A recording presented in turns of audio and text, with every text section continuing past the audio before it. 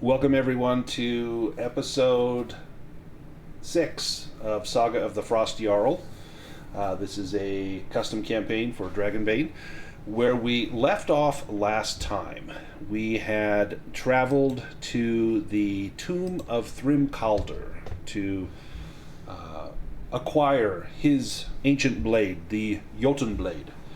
Thrym was said to be the last of the giants and the first of the men, but he was indeed a giant himself. He was essentially an undead frost giant that we battled, and it was a very difficult fight.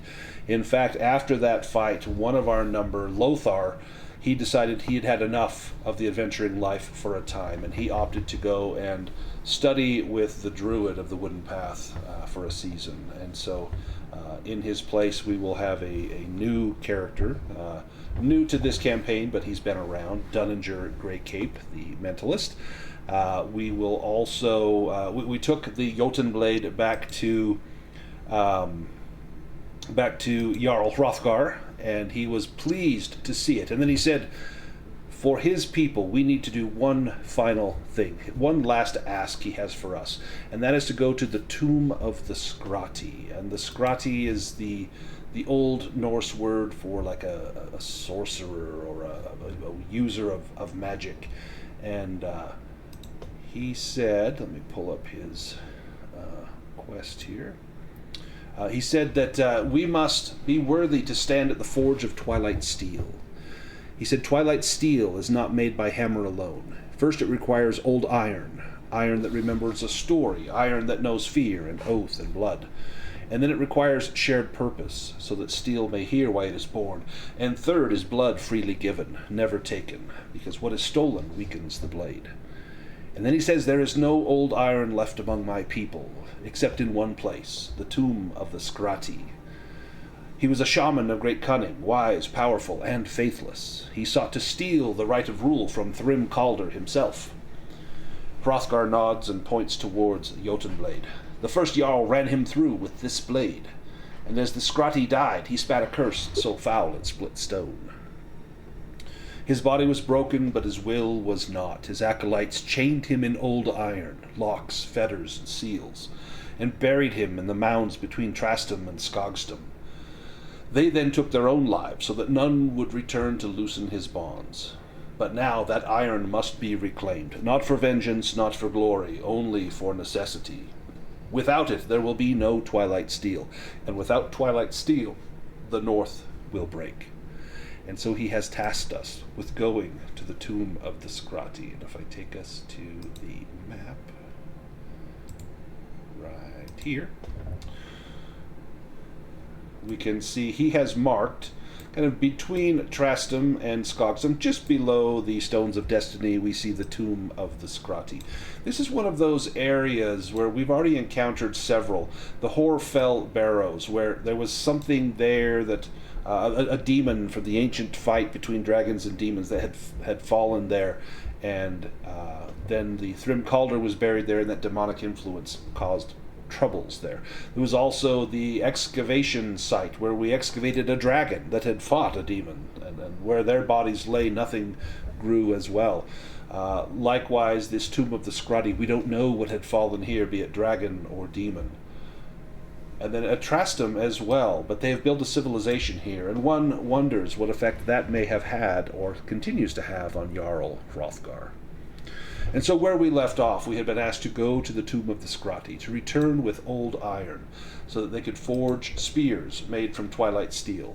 He said this is the only thing that will help us if we need to fight against Elric Frostborn. Hopefully he will come to reason. He will see that we are armed and we mean business, and that he will yield his claim to Jarl Hrothgar. But first, they must acquire that.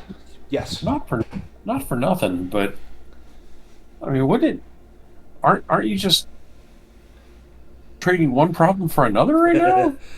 He says, "Oh, this is the way it's always been done. The old way is the right way." We've got a living person over here that we're trying to get him to make sense, but you want us to go possibly release someone that had to be brought down and then had to basically be erased from history and chained for eternity I think the other guy's a much easier thing to work with. If you would go and see him, then go. But we will not be armed with the Twilight Steel. I leave it to you, for only you can go and reclaim that old iron. Perhaps your way is better. Regardless, you must convince Elric Frostborn to bend the knee so that there may be peace. Otherwise, there will be naught but war.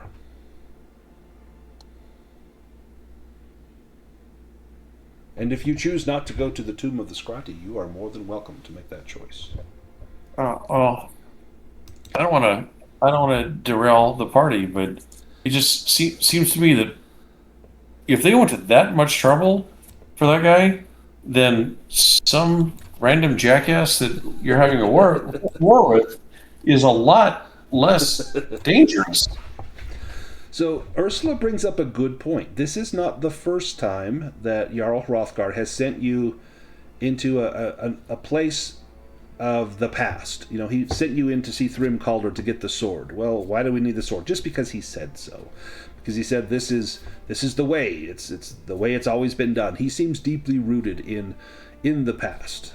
And perhaps, rightfully so, you have some questions about his ability to lead, because he does seem to make rash, uninformed, or perhaps even illogical choices. And that's part of the whole scope of this campaign is, who do you choose to lead? This guy that does this guy that does this, or this person that does this over here? And so I think you have nailed Jarl Hrothgar to a T there, Ursula. And is that who you want to lead?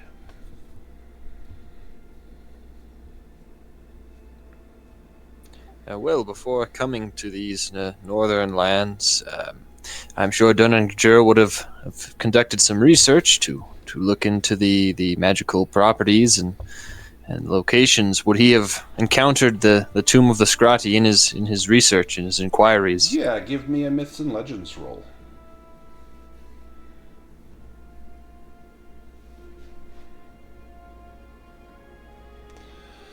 You have heard a legend of the old shaman of the first Jarl, and that he had met an untimely end because he sought powers that were beyond the scope of the wild.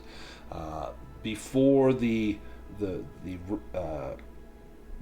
end of the giants and the rising of the first men, there had been a time of demons and dragons, and this Skratti, this seer or shaman, seemed hell-bent on gathering power from that war in the ancient past to further his needs today.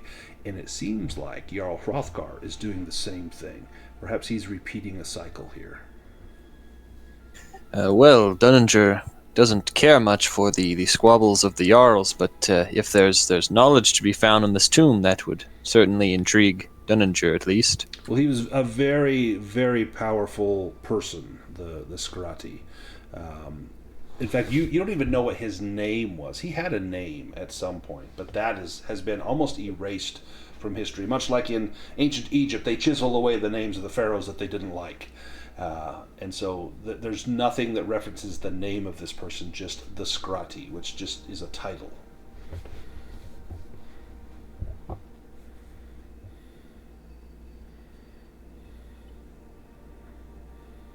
Now, one thing that you do know is that he was I'll say a warrior priest. So he was just as skilled with a spear or blade or axe as he was with the manipulating the weave of magic. Well, certainly remnants of that power must still remain in his tomb. Dunninger would say that his vote is to visit the tomb, if not for the Jarls, but for the sake of what knowledge and artifacts might remain there.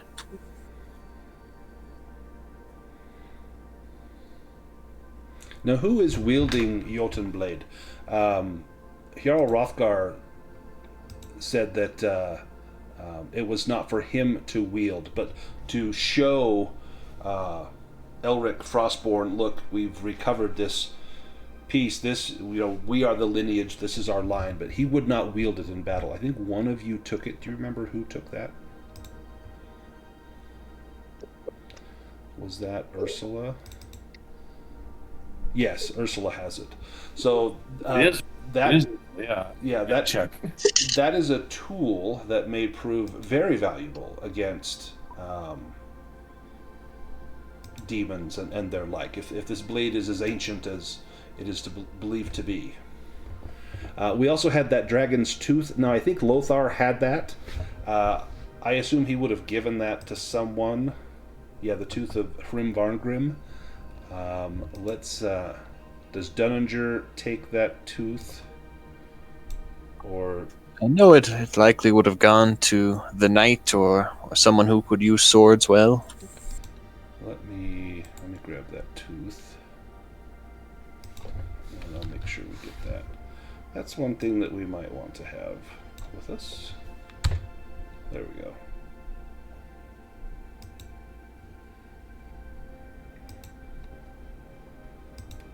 Well, the knight seems to be more skilled in blunt force trauma as opposed to hacking and slashing. So perhaps there's someone else that could wield the blade. Yeah, it does use the sword's skill.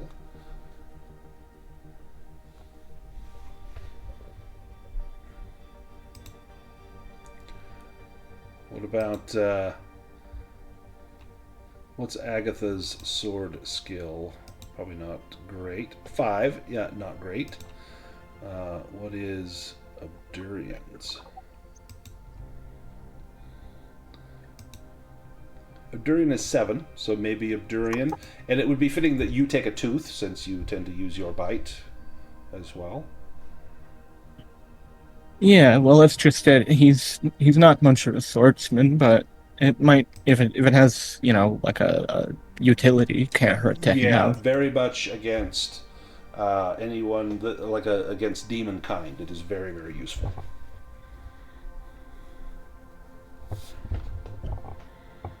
Yeah, if anybody beats 7, feel free, but Brandon's not going to say no if it's an option. It is nice to have a weapon for, worst case scenarios, I guess. And if Dunninger wanted this, because it's a bone weapon, you could still use this and cast spells. It's not metallic. But I think Abdurian probably has the No higher one swords. wants it, he'll take it, but otherwise Abdurian is welcome to it. Abdurian doesn't really want it, to be honest. His whole thing is his bite. So if anybody would even tepidly wanted it, feel free. Okay. Yeah. I was mistaken. Apparently, Antaeus is somewhat skilled with the swords. I have a 13. So that's nearly double what Abdurian would have. Do you want to take that just in case? I can. Yeah, I mean, I could take it and then, situation specific if needed. Yeah. Obviously, the weapon I have is quite useful already. Right. Yeah, you have Reynard's Retribution, this new hammer that you found.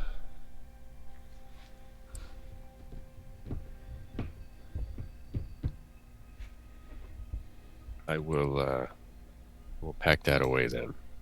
So then the question is, do you want to go to the tomb of the Skratti, or do you prefer to bypass this and tell Jarl Hrothgar enough's enough? You've dabbled in the past. Some things should be left where they lie.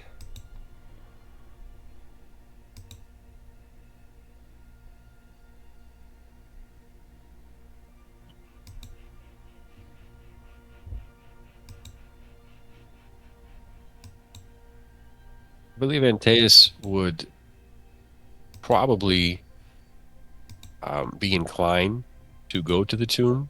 I feel that he would understand things related to steel and battle and armaments. Yeah, what would your feeling on old iron, ancient metal that has, have those ways of forging and casting, has that been lost? Like in Game of Thrones, Valyrian steel, that was the one everybody wanted, and they didn't make any more of it. Maybe this old iron is similar to that, and as you're basically a walking chunk of metal with flesh inside. That may be something that appeals specifically to you. I would think that he would be intrigued by that. Yeah. What about Agatha? I'm just here to write the songs and take notes. And I'm all out I'll of go notes. wherever the excitement takes us. Excellent. That is a great choice. Right. Well, Ursula, you are the dissenting vote. Are you willing to go along, or would you prefer to speak more cautiously to the party? No, I'm the healer of the group. I can't. If there's no group around me, I can't heal anyone. So. Well, and you sense that your skills are going to be sorely needed soon. You can only wonder what dangers may lurk there. Yeah, I'm good. Well, we'll give it a shot. Let's take a quick journey to the Tomb of the Skratti. I will need a bushcraft roll to get us there, and these are paths that we've traveled. So there will be a minimum of danger, but we might encounter something on the way. Who wants to make that bushcraft? Excellent. Nice. We take the journey. It's about a day to get there to the Tomb of the Skratti.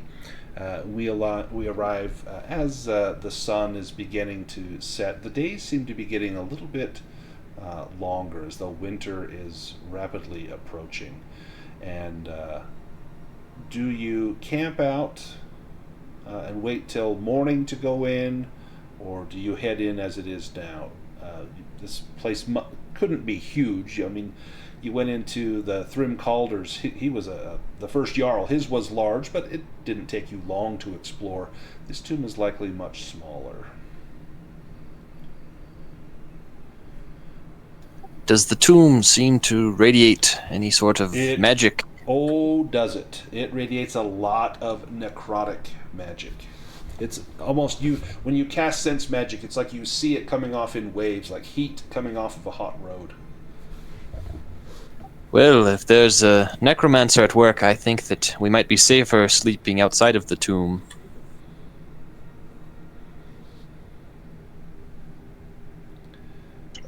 If we do that, we will need to eat a ration. And if anyone is not fully healed, you can go ahead and do the full night's rest.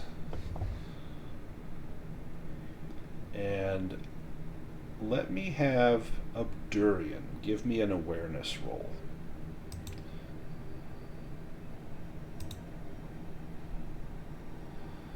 Nice. As you are looking for a campsite, you find one near this area, and you see it's a cold fire ring, stones that have been laid out in a circle, and ashes, and this looks like this has been here for a long time. There's fallen leaves on it, some dirt, some animal droppings. But as you get closer, Abdurian, the embers reignite briefly. You see a little glow, faint, and a little bit of heat coming from there. And you hear a whispered voice. It's almost like laughter, almost a high-pitched giggle, like a child. Give me a spot hidden roll. Uh-oh. Oh, my. Nice.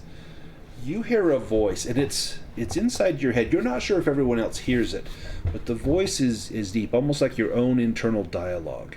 But it's a child's voice, and it says, "Would you ask a question of the dead? Ask me, and I shall answer."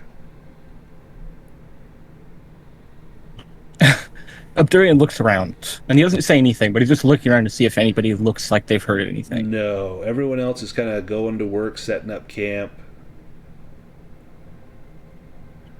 Oh, well, then I think Abdurian might just blurt out, "What is the Skratti?" Or something like that. He's not a quick thinker. So everyone else sees Abdurian just, "What is the Skratti?" And then you look deep in thought as you hear voices speaking to you. And it says, the Skratti is a man of wisdom. The Skratti is one who communes with the spirits of this land, the spirits of the water, the wind, the sky, and the earth. The Skratti is one who uncovers secrets. The Skratti is one who digs deep inside the heart of a man or woman to find what lies beneath, to find what we bury and hide for ourselves. We find all of these things. We find your secrets. We know your secret about your first day of birth. Your mother was a witch. Is this not so? That is correct. Are you not an experiment? That is exactly what I was. The Skratti can complete the process, and you will be an experiment no longer. Give yourself to the Skratti and become who you were meant to become.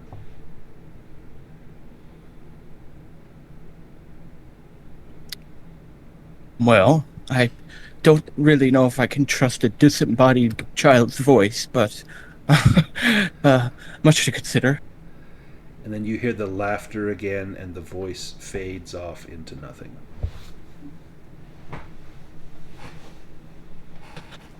Baron kind of just like shakes his head, tries to snap out of it. Yeah. Give me a will roll. Well, that's perfect, actually. Let's see if he can snap out of it. Ooh. Oh yeah, yep. You're like, oh, this wood is filled with spirits. You've been told this. The druid has told you the spirits of all things, and you wonder if there isn't spirits that maybe guard this tomb, and they could be spirits that are mischievous, or spirits that are perhaps like a child that might tease and play, and some that might be malevolent and lure you into danger. But you're able to dismiss that and focus on the task at hand as you continue to set camp. Now we will need to eat a ration if you haven't already. Make sure everyone consumes a ration. And anything you want to do as the sun begins to rise after you've had that nice rest before you head into the tomb. You can see amongst the hills there's a stone archway, and a large boulder has been placed in front of the stone. And the boulder is covered in lichen, like it has not been moved in quite some time.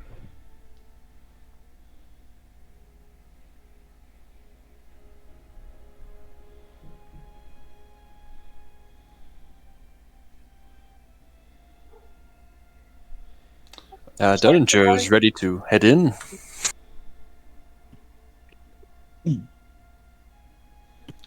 Anyone want to do anything else first? Nope.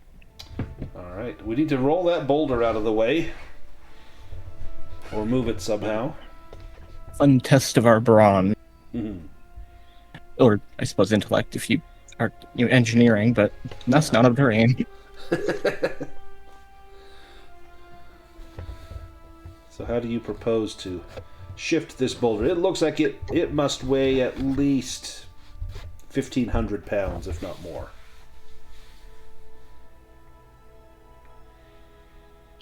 Just looks at the humans and says, I'm a wee lass. Should we give it a push and see if it budges at all? Yeah. Give us a push, and Tejas, give me a strength roll. Ooh. Yeah, as you put your back into it, at first you push, put your shoulder into it and push, and it does not budge. And you turn and put your back into it and really use your legs, and you feel it shift. And there's a scrape of stone on stone. And it surprises you as this cold blast of air comes out just beneath the bottom of the stone, where a small breach has opened up, large enough to put your hand in. And you've got this held but it feels like you can't shift it anymore, not without assistance. You don't know how long you can hold this. What do you do? I would call for assistance to see who can help kind of push this thing with me. Dorian would definitely I've step up. started. Abdurian, there's a little lip at the bottom. It's kind of where that opening is, where that cold air is coming out of. You might be able to grab that and help to roll that, or you could get on the opposite side and try to pull it towards you. The danger is that it might roll onto you if it moves suddenly. Yeah, the lip sounds like a good show. Yeah. You put your hand down there and strain. You can see the muscles on your back, corded muscles beneath that fur that tense under the exertion. Give me a strength roll as well. Agatha will jump on top of the rock and just start pulling on the rock. Like Nice. she's doing her face is Adding red. weight to it. She is pulling with all 10 of her strength. Well, Abdurian, as you put your hand down there and begin to pull, you feel it shifting more and more, and you feel that cold air against your hand, and then you feel something else. It feels like a small child's hand along the back of your hand, fingers tracing along the back of your fingers, feeling the strength in that hand, and then it pulls away suddenly as you and Antaeus and Agatha manage to roll that stone to the side. And as it begins to roll, Agatha, give me an acrobatics roll to leap off. This thing is gaining momentum.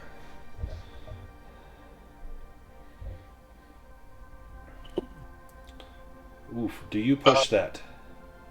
Yeah. We gotta make this good. I am just... I'm sickly over this.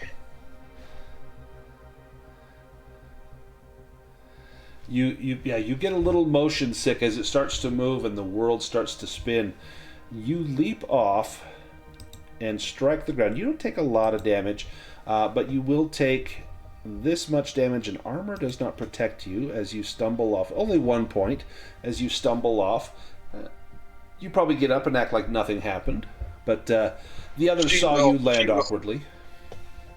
She will leap to her feet and hold her arms up and say, I did it! Ta-da! Let's go to... You look ridiculous. I'll, I will go in. Let's go into the tomb.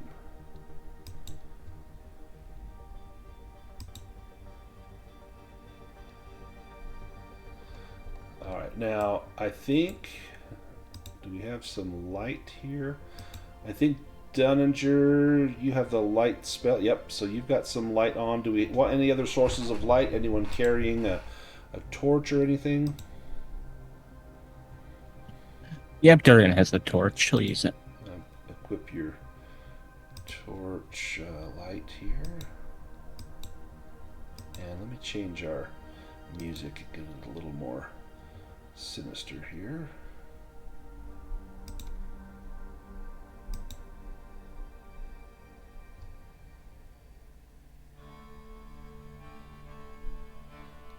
What does it smell like in the tomb now that we've entered the tomb proper? Ooh, the first thing that strikes you is the smell of rot. It is the stench of rotting bodies. Not ones that are fresh and wet, but that dried, kind of petrified stench of leathery skin and every ounce of moisture drained out of the flesh, but it still smells of death. And there is a definite chill. You can see a mist slowly coursing through the light that you carry. There are columns in here and a flagstone bottom. This is no pit that the Skratti has been sent to. Perhaps this was a temple or something that was built here and then buried. But either way, this is an unnatural cave. This has been constructed and carved. Yes, well, that's why they call it a tomb. I suppose that would also explain the necromantic magic that radiated from the tomb. The aura is even stronger as you now enter into the tomb.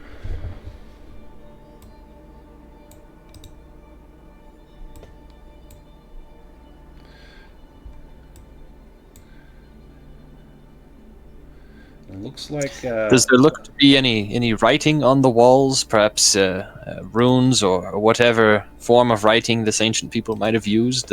I know it's often that they will include writing or at least scenes depicted on the walls of tombs. Yeah, give me a spot hidden roll.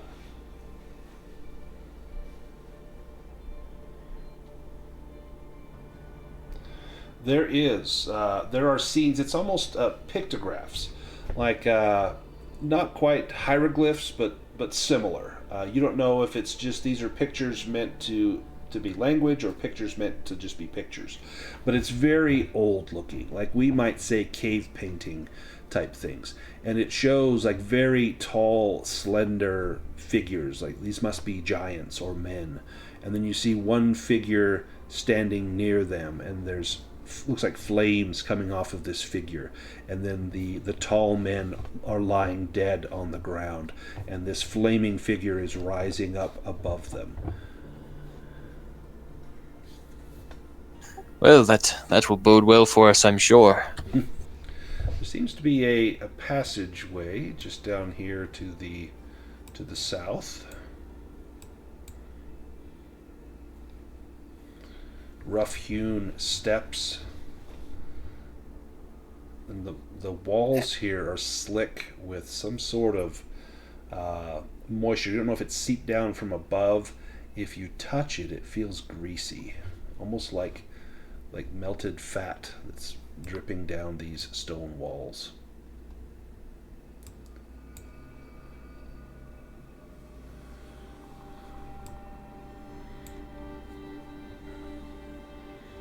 Let me have Abdurian make an awareness roll for me.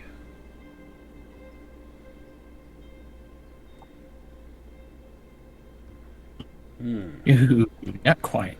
Do you push that as you come into this room here? Yeah, since he's like leading the pack, I think he's probably trying. Oh no. No, you're kind of focused on the smell, and that's overpowering most of your senses, and it's a very sulfuric sort of smell. And from here, it seems as though just up here there is maybe water or some sort of underground gas deposit. It looks slimy and green and smells of rotten eggs. Now, Ursula, you can see up here to the north as well as to the south, there are looks to be maybe in a tomb you might have an area where you would slide a body in, like a sepulcher or something in here. This may be a cover. Maybe a body was buried under there.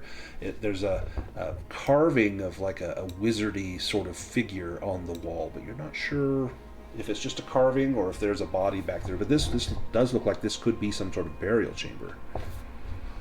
If there's no writing or anything. So, no writing at all. All right, I will look to see if there is like a hinge or like a lid or... Yeah, how about a spot hidden roll?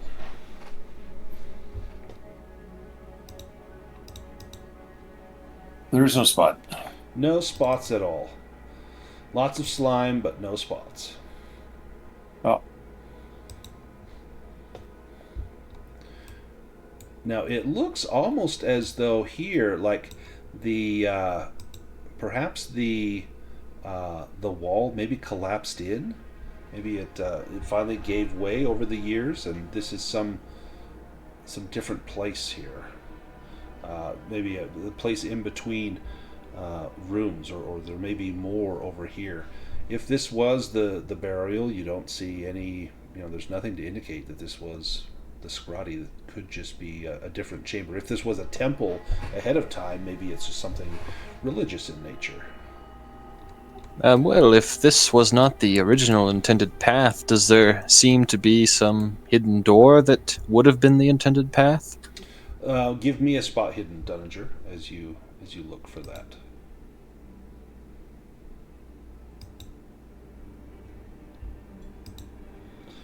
Not in this room, you don't see, but you do notice it looks like maybe over here and up here you see outlines that look like doors. Like maybe there's more to this compound, and whatever happened here, you're unsure. But you don't see any sort of secret doors in this room.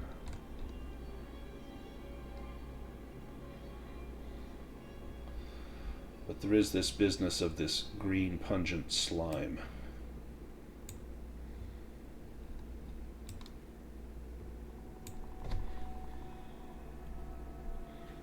And it looks to be about Agatha deep. The slime doesn't appear to be corrosive, like an acid or something. Give me an intelligence roll.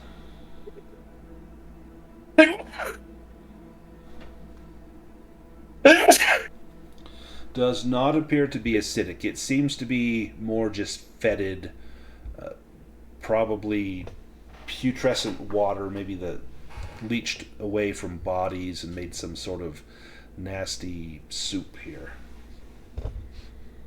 Well, it might be disgusting, but I don't think it should be harmful if we wade through this water. Who goes first? Oh, Durian would, hearing that. He'll trust our new friend. As you begin to step in, your feet reach the bottom, and the bottom's muddy, and you can feel it kind of squelch between your toes. And there's little hard things in there, like maybe little pebbles or sticks or twigs, and they crunch and crackle under your feet. Do you reach down to pick any up and see what they are, or just continue walking? I think he's just trying to get through as quickly as possible. Yeah. Now, it looks like there's maybe an entrance or a doorway up there and one over here. Which direction do you head? Oh, I didn't see the one down there, but I guess Durian would be heading towards the one to the north, Yeah, considering that one's a little closer. And plus, once you get through just this little stretch of water, there's some roots here you can cling onto and pull yourself up.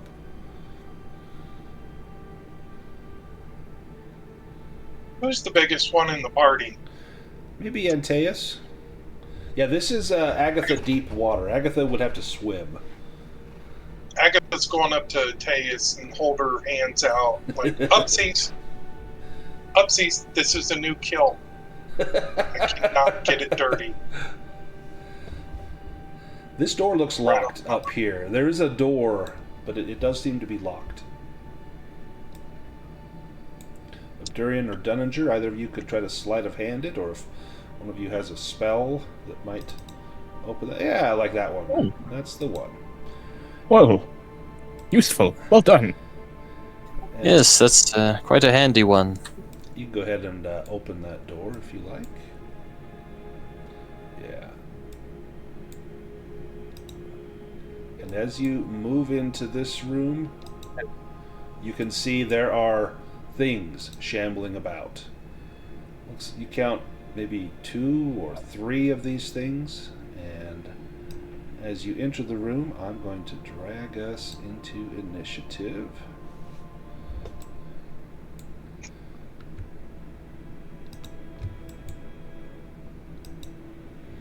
And if you want to, I'll shuffle the deck to get us started here. Go ahead and draw a card.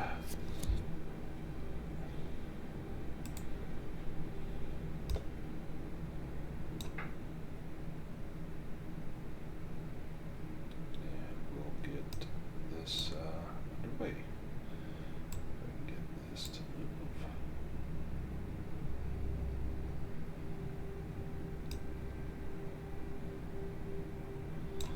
Right there. Alright, Ursula, you are the first to react. And I will say, I'll trade with Agatha. Trade with Agatha. Agatha, you are the first to react.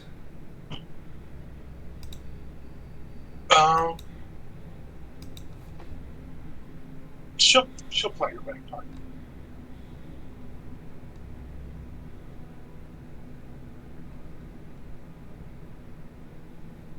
Do you move as well? No, I'll hang out in the back. Are you giving boons? Oh. Yes, because these are probably monsters. These are monsters. This first one will. Oh, sorry, moved everybody. Come on, select one. Earthquake. There we go. He will stagger up. That's as far as he can go. Let's see if he's got a vile vomit. The corpse writhes in agony while vomiting rotten flesh, intestines, and foul-smelling fluids. And now you realize what that liquid is that you've been wading in. Everyone within 10 meters becomes sickly. Anyone who is already sickly must choose another condition.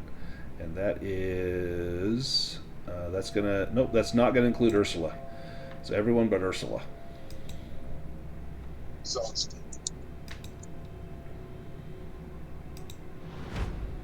We're automatically sickly then. Yep. And if you're already sickly, then you just have to take another one. And this one will move up there. And then Ursula, your turn.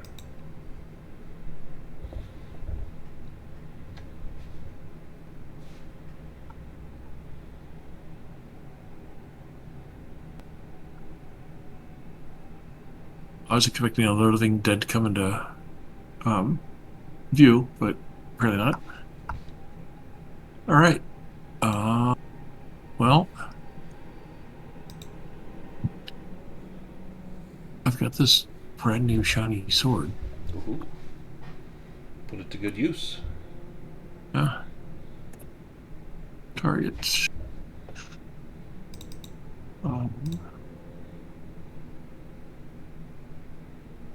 Let us do this. Okay. Roll. Nice. So Way! a 3 is a dragon with Jotun Blade. Oh.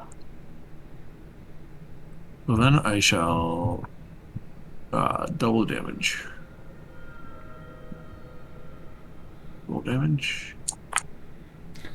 That's a pile of damage.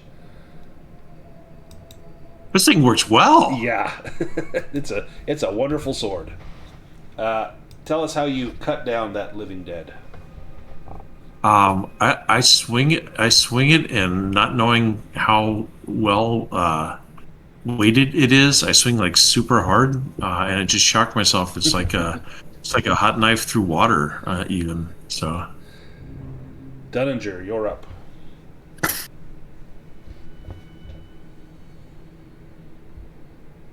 Dunninger will begin to cast his spell and attempt to use Mental Strike on this living dead. Nice. You get a boon on it.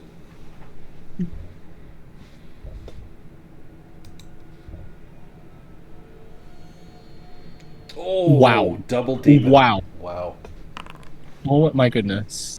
You become dazed. Dang. I don't know that I've seen that happen before in a spell casting. Unless Reese did cast a spell.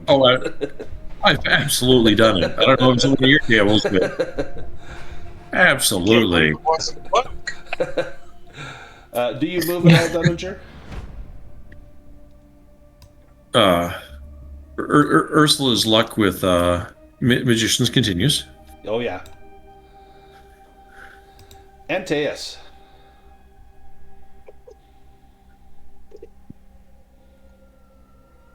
Give some retribution here.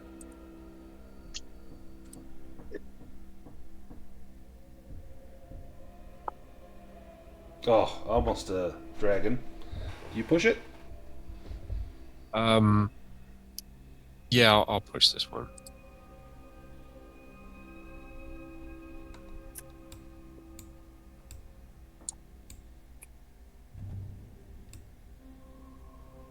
Nice.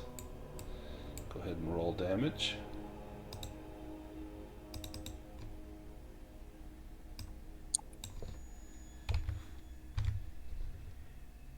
Nice. How do you take this guy out? Oh, that applied to... Did you... Hang on, I think you targeted yourself. Let me undo that damage. That's weird.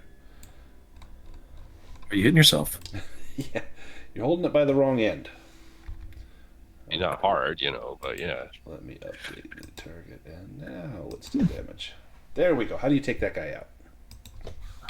Well, seeing the ease in which Ursula dispatched one of these foes, Antaeus, equally swinging with gusto, cracks it right on the skull. Nice. Do you move at all?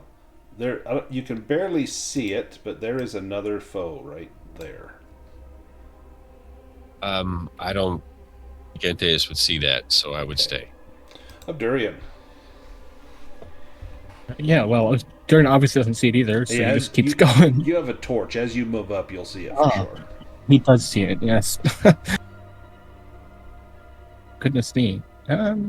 Well, who knows what's in the next room. Durin's going to use his free action marked ability for his armor. Dying is bad.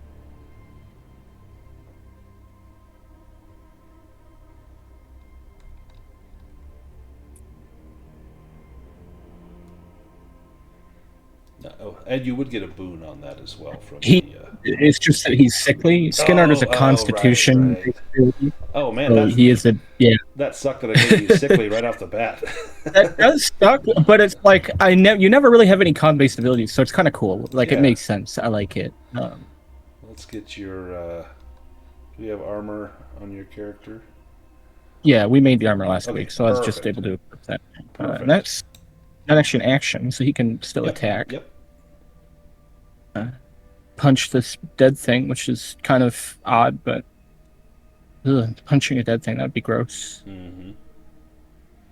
Having it vomit all over you is probably pretty gross too. Yeah, that you got me there.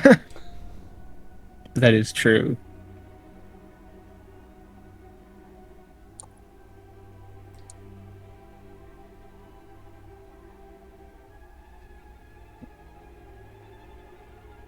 Perfect.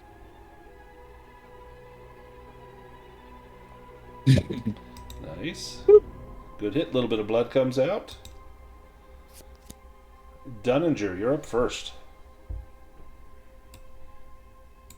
Well, Dunninger's confident that the fighters can take care of this last foe, so he's going to begin casting a spell for Stone Skin. Okay. While he still has the boon. Yep, you get a boon on that. And then Agatha, do you want to go now, or can keep the song going and trade with like Ursula, or trade with the living dead, and take the very last one? She's going to come up here, and she's going to strike. Nice. And she would use. Is Kinnick's cleaver? Are you backstabbing? Yes.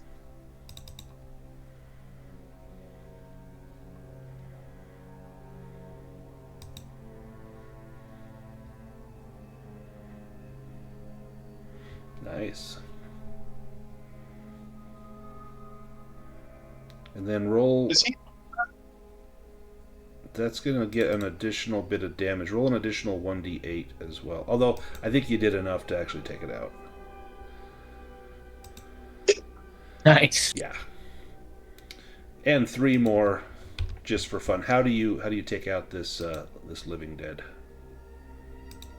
Oh, I just kind of run around him and jump on his back and cut his old throat. Nice. And his head peels off. Head falls off, lands with a sickening sewage-like plop into that liquid down below as his body slips under that muck.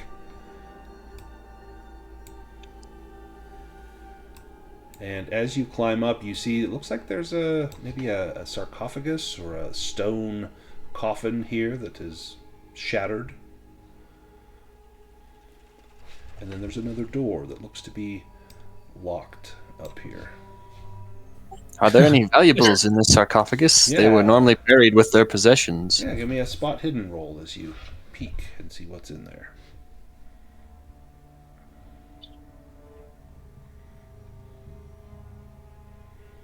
There are indeed. There are 9 silver coins. Actually, there's 24 silver coins.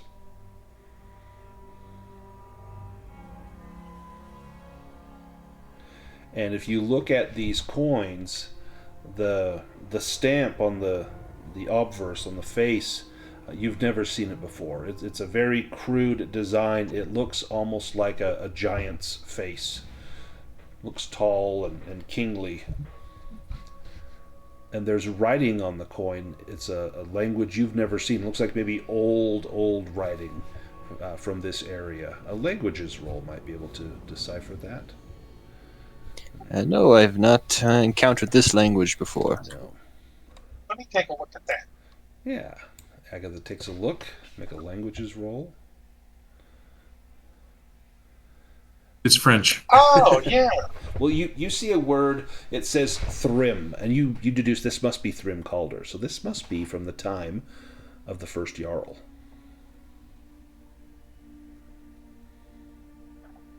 I will share what I read.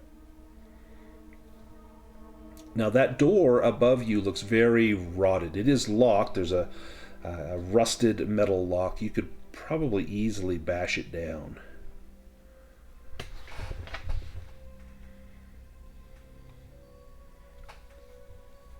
Give me a strength roll. You can put your shoulder into that, Abdurian.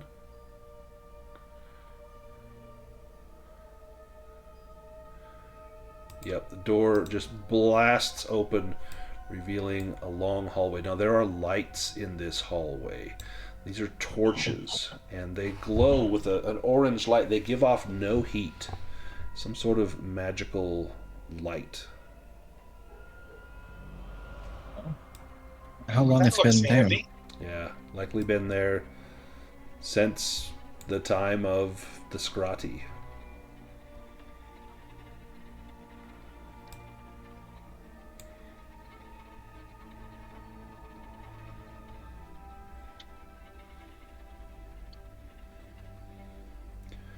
And you think that would be odd if this were just a burial site, but perhaps this was the laboratory or the residence of the Skratti where they performed experiments.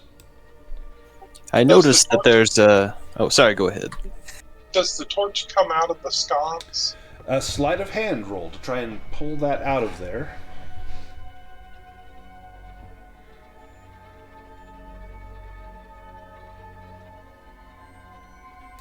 It sure does. Do you take one?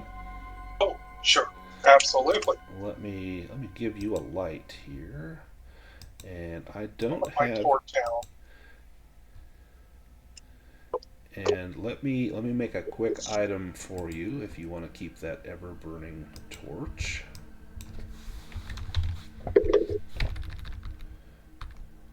Her own personal spotlight. Duplicate.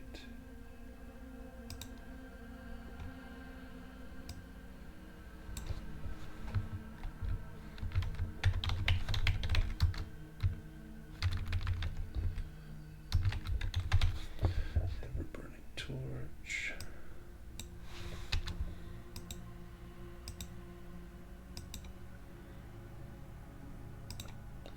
And I'll throw it into the chat.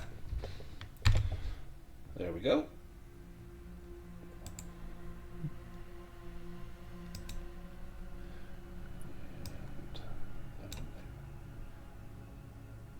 Perfect. Okay.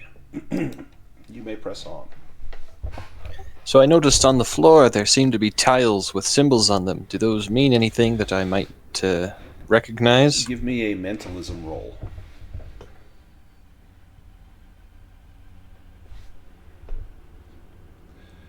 Yes, these are arcane symbols. They're alchemical symbols, turning one metal into another or one form into another. And some of them look simple scientific. Others look unnatural, like turning life to death and death to life. Now there's another door that is locked here just to the side. This one looks a little stouter, not rotted like the others. This one might need a thief.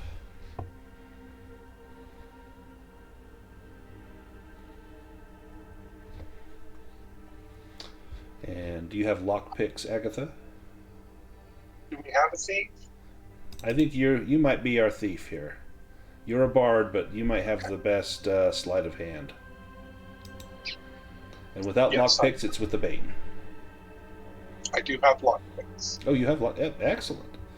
You pop. Click. You pop the lock, and you Get can on. open that door if you like. No, I will let the fighters open the door. This looks to be like some weird cellar. Dirt floors, and there are bodies chained to the wall. Perhaps experiments were performed here. There's a drain in the ground here.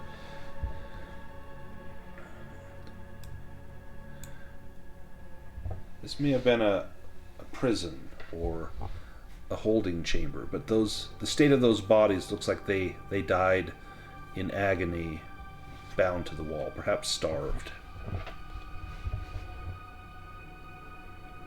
Do a first aid to see, Yeah, or a healing. give me a healing roll. See how they died.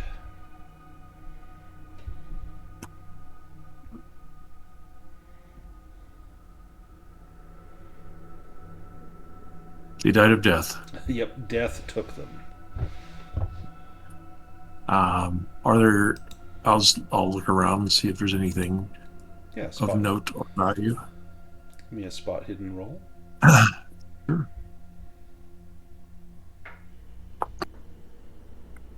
Yep, still no spots. Lots of spots in here, but none of them valuable.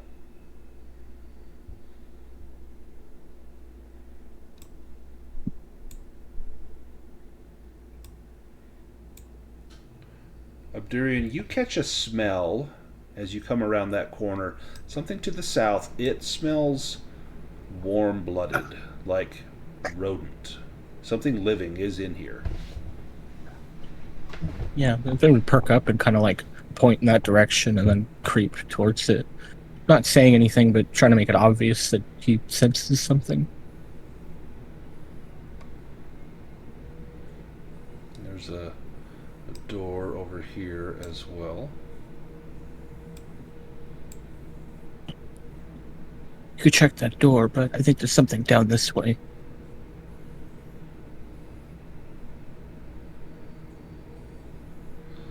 Oh, This is some sort of laboratory. You yeah, this see- does not sit well. Yeah, there's a large pentagram on the ground, maybe a summoning circle of sorts. You see various items on shelves. There's another door here to the side. Most of the items in here, there is no dust that has gathered upon them.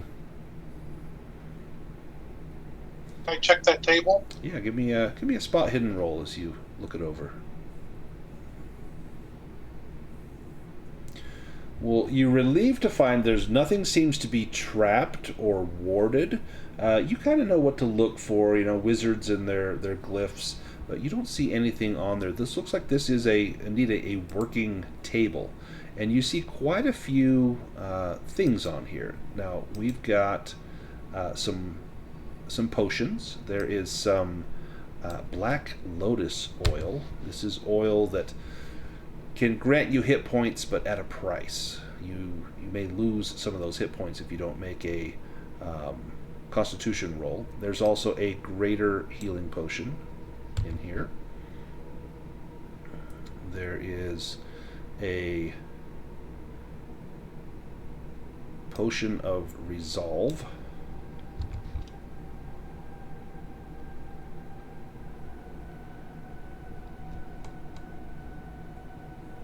And there is there it is, potion of haste.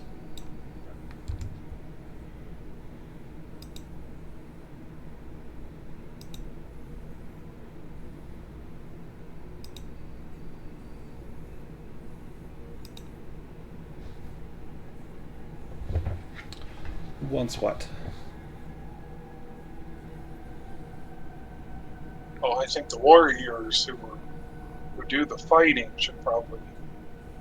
benefit the most. The haste thing is nice because it gives you basically ferocity. It lets you act twice in a round, plus improves your speed. I think when you're done, you take the exhausted condition when it ends. The potion of resolve, I believe, grants willpower instead of hit points. Yep, 2d6 willpower. And then the greater healing potion is 3d6 hit points. The black lotus oil, you can take that.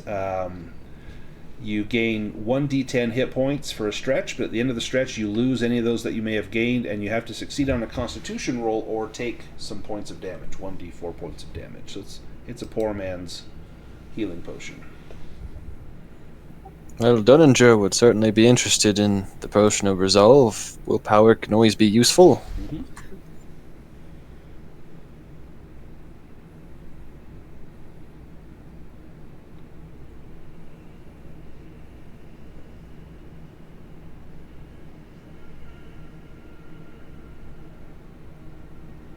Anyone want the potion of haste? So take the healing potion. The greater healing potion? Yes. Does Abdurian want the haste potion? Or the black lotus oil? I think he's not really much of a tank, but definitely the haste could be useful. I think anybody could really use it, but Right. yeah, he wouldn't turn that down. It's 2 action. That could also be good for Ursula. Could go and heal The people twice healer, in one right. round. A lot of willpower, though. Yep. She has it.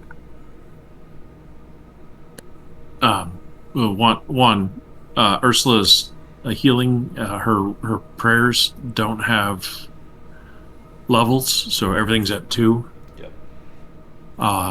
Or rather, her abilities takes 3 willpower, but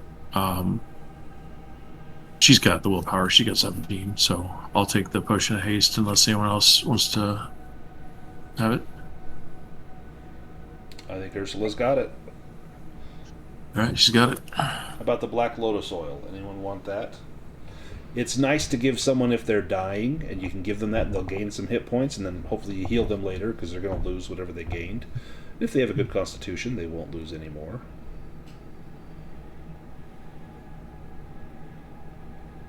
Or you can leave it. It's also worth 20 gold pieces. You could sell it somewhere. I mean, I'll take it. It's a backup plan. Yeah.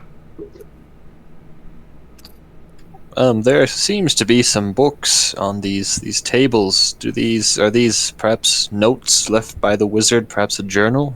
Yeah, give me a languages roll as you look at them.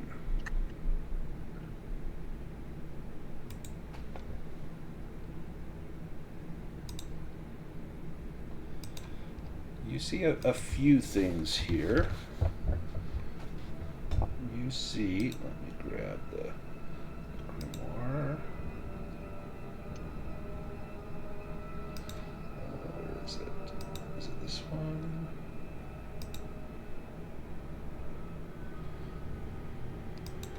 Yeah. Which one is it? Might be this one. I had one set up. Oh, yeah, this is the one. You see the word traveler on here. This is the grimoire of the traveler. And as you scan through it, it has 4 spells, 2 animism and 2 mentalism. The 2 mentalism, it has long strider and enchant weapon.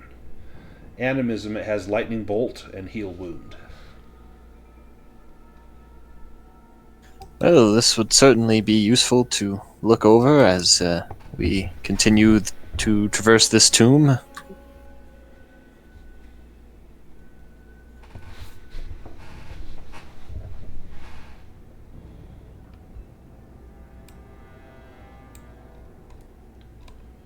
Gosh. This room seems to have food set out on tables, as well as a body on a rack strapped down.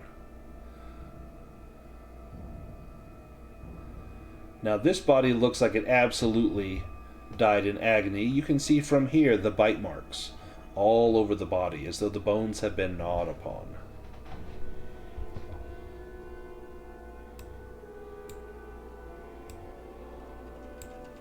The bite marks look fresh. Give me a beast lore roll.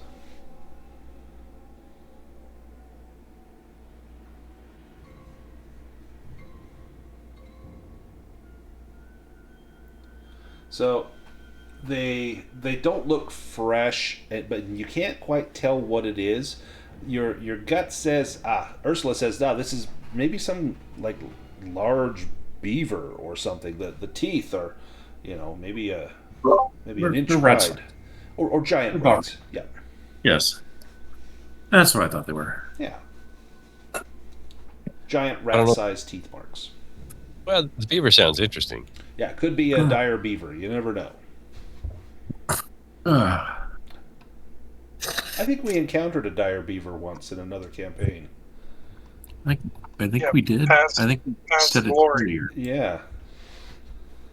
we set it free or something.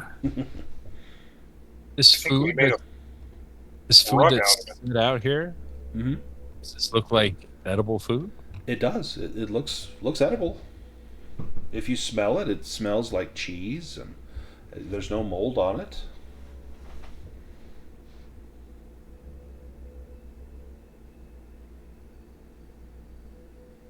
Do you take a bite? No, I think superstition would get the best of Mateus, and generally a rule not to eat anything you find in a tomb. Well, there's always a first time. especially when it's right beside a dismembered body. Right? Is there a pomegranate? You know what? Yes, there is. All right, I'll eat one of those. Nice. My Persephone syndrome. You pick up the pomegranate and smell it, and it smells like the most amazing pomegranate you've ever smelled. And you break it open, and all of the seeds in there just glistening, just lovely. And again, you smell, and it smells like you've never encountered such wonderful fruit. Give me a will roll. Absolutely.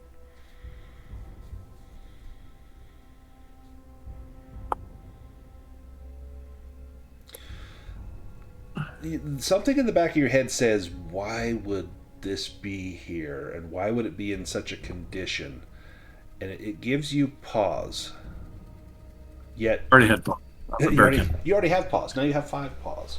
But you see no reason why this shouldn't be, edible. It looks good, smells good, kind of passes the check. Looks like a duck, quacks like a duck. Must be a pomegranate. All right, let's see if it tastes like a pomegranate. We're gonna go for it. It tastes like the most amazing pomegranate you've ever had. It is just the finest flavor. It's slightly acidic, slightly sweet. It's got just that wonderful taste to it. You look and your paws are stained with that little bit of pink, fleshy material that's inside the pomegranate. Dunninger, give me a mentalism roll.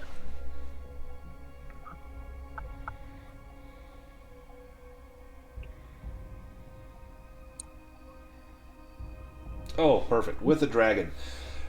Something in your brain says, stop. This is an illusion. And you cast a careful, wary eye over the food, and it's not food.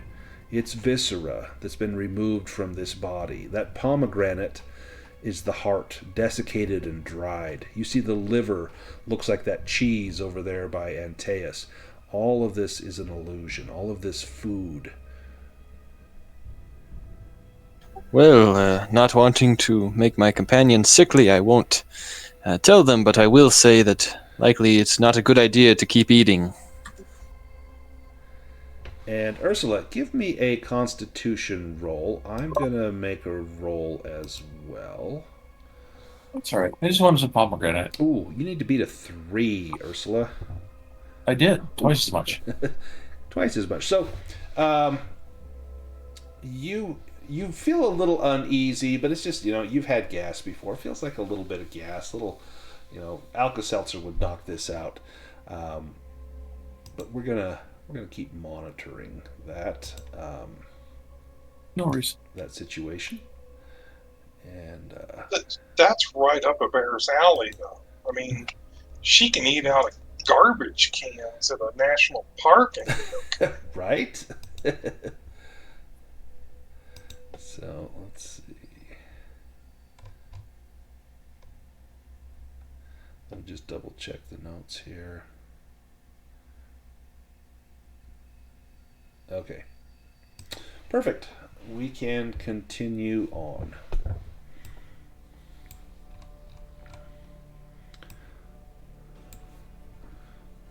Abdurian, give me an awareness roll as you come down here.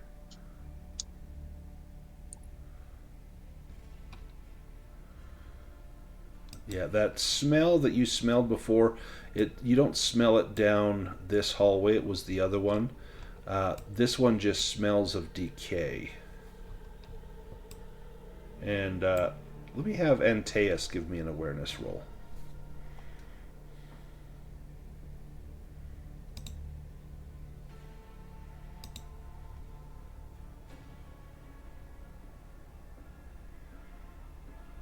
Wow, Antaeus.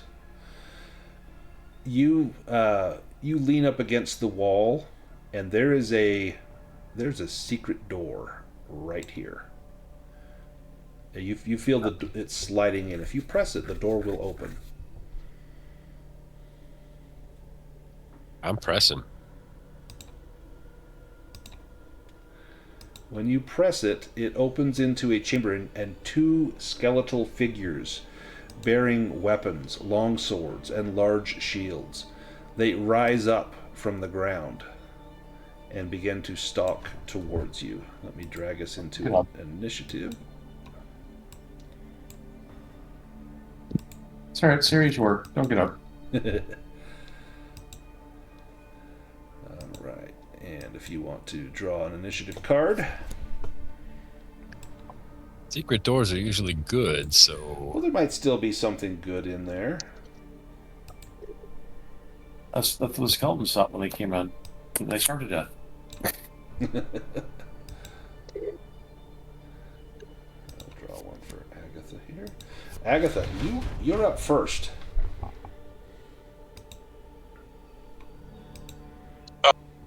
I will take out my sling. Okay. Oh, and we opened that other door, right? Okay. Perfect. I don't think we did Big open it. for it. I see that other door is open, so I'm gonna. In fact, I think Abdurian opened that other door. You saw some fire in there, and from the fire, a figure emerges. All right, Agatha, nice. Take 5. Let me grab that on him. Oops, let's see. Deal that damage. Ka-chunk. A little bit of damage. He apparently has a little armor that blocked quite a bit of that. In fact, he's got chainmail that your stone bounces off of. Antaeus, you're up next. Antaeus will charge with the battle cry.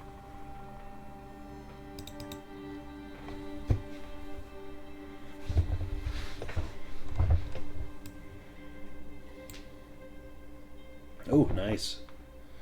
Roll damage. And he is going to use an ability. He's going to use defensive. And he will parry that with his sword.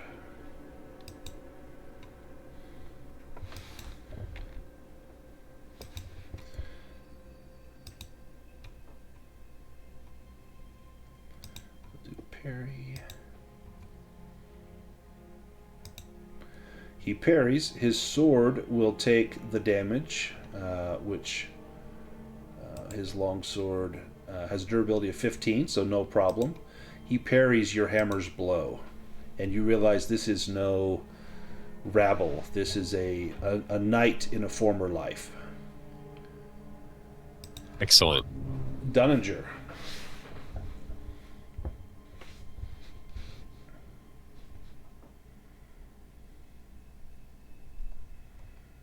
Well, I will begin casting a spell, though I won't be able to use it this round.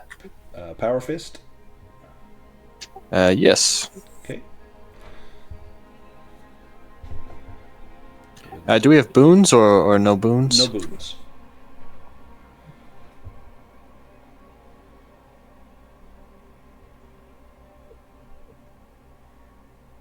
Oh. You push it. There we go. You Power Fist.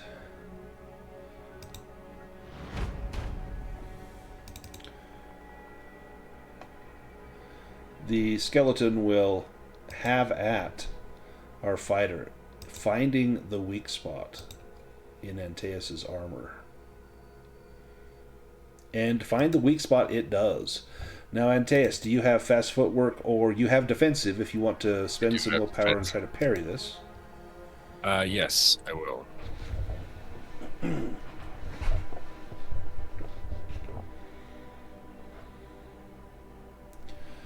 just make an attack roll and roll the parry. It's a parry roll, correct? Yes.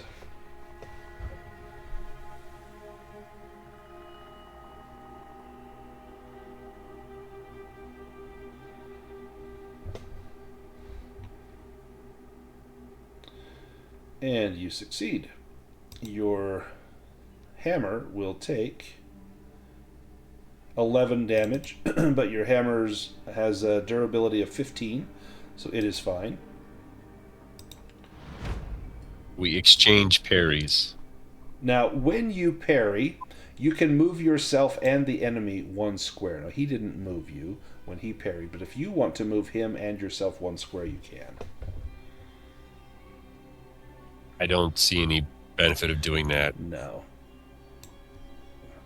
This guy will come up and he will have at you as well. And he will find the weak spot. And he does not. He fails. Ursula, you're up.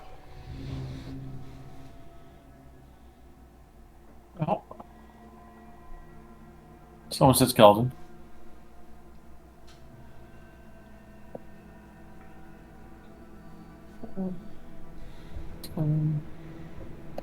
Oh, a skeleton. Target hit.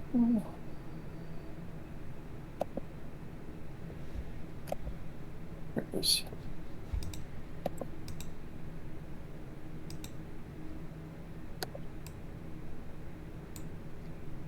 Nice. He will parry. Body might. Using defensive.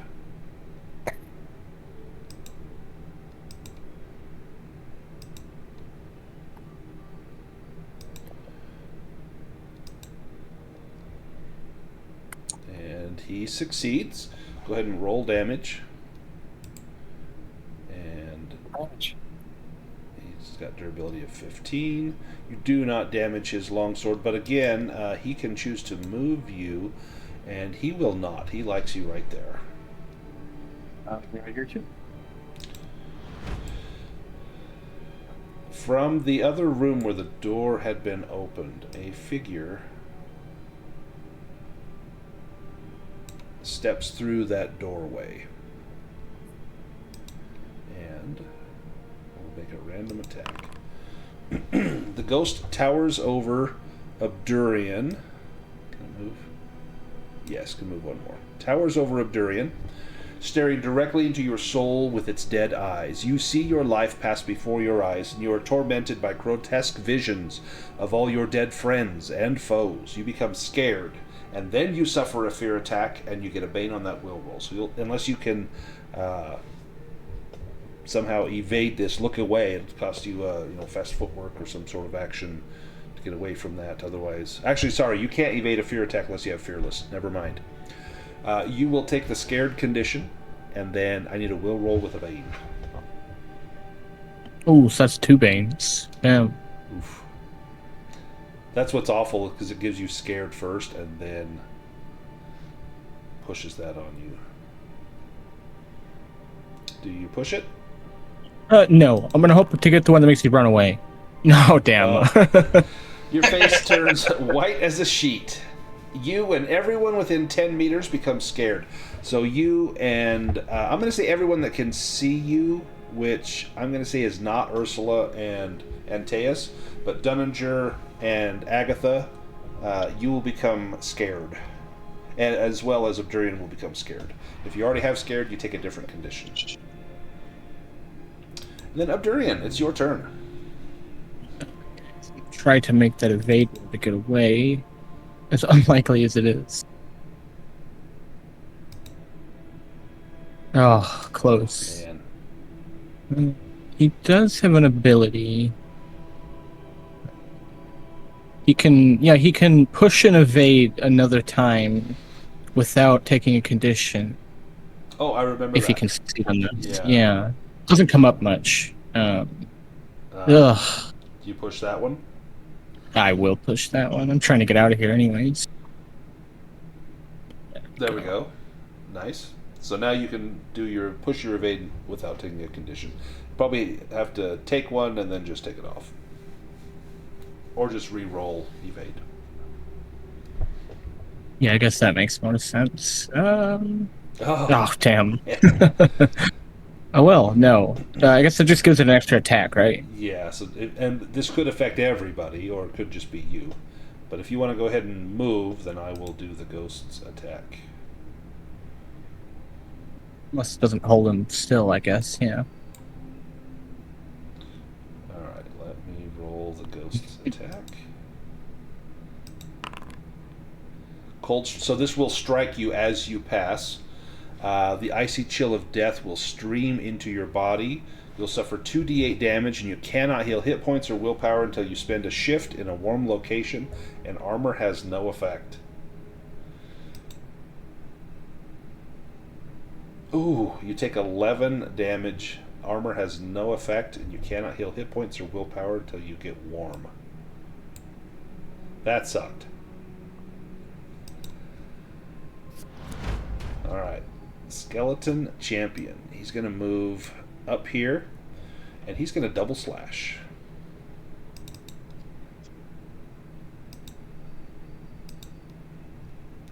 So he rolls once. If he hits both Antaeus and Ursula. And just a straight roll. That is a hit. Do either of you parry or evade or defensive or fast footwork? Ursula uses defensive. What about Antaeus? Do you trust your armor? He didn't find the weak spot on this. Yeah, I'm gonna take the hit. Okay. Oh, Ursula with a dragon. Yeah, you get a free counterattack on this guy. And he cannot block or dodge it. So this just hits Antaeus. Antaeus, you get plugged for 13 damage minus your armor. I'll go ahead and deal that to you. Nice, you only take 4.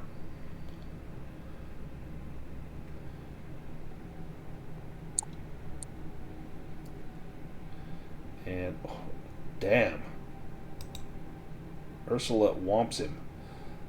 He's not down, but he's bleeding. Dunninger, you're up.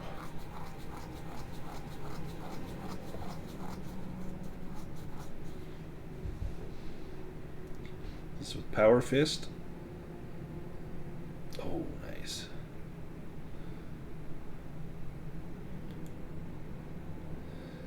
Terrible damage, but a ghost can only be damaged by magical weapons, and there may be something else that will work, so that works. Antaeus. I think we've done this before, but as far as double strike, Yeah, I'm double cool smash. with it. I think if you do like this huge overhead slam, because technically with with double slash, it just says 2 enemies within 2 meters. It doesn't say are they 2 meters of each other or just are they on like 2 meters of you. So I'm gonna say yeah, because it's a little ambiguous. That's what I'm banking on. Yeah, That. and I think that's kind of what we came up with when we made your double strike. For your And now I have to do that before I roll to hit, correct? Yes, so do that, and then you just target one, roll to hit it. If you hit it, you actually hit them both.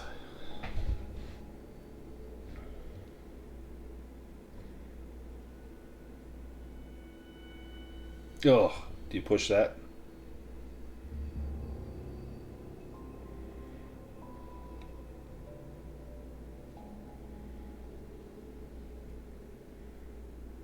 There we go. Alright, the guy on top, he has to try to parry this. The guy in the bottom is going to take it. So the guy on top with the parry.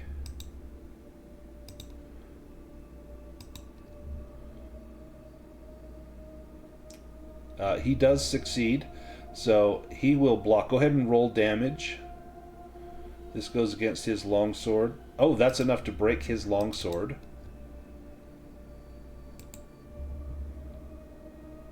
Nice. And then the other guy, click on roll damage again, and that will go on to the other guy.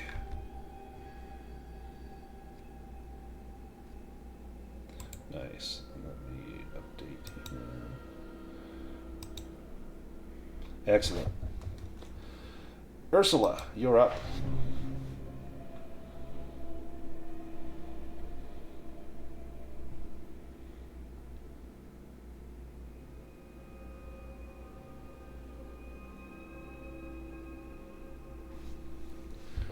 Do you push that?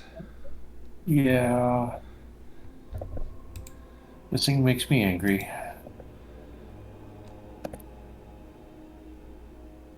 Ah, same thing. Very consistent, though. Yep, it was meant to be. This guy here's going to double slash. You don't take willpower to the grave with you, so he's going to use it now. So first blow, this will be against Antaeus, and again, if you guys want to use defensive or fast footwork. Wait a minute. How can you say you don't take willpower to the grave with you? Of course, and he's dead. Well, you don't take willpower to the grave with you, but he... Ooh, okay, so that's going to be a hit. So both of you, do you try to parry? Do you take it? Defensive again. Okay, what about Antaeus? Do you take this? I'll take it. Okay.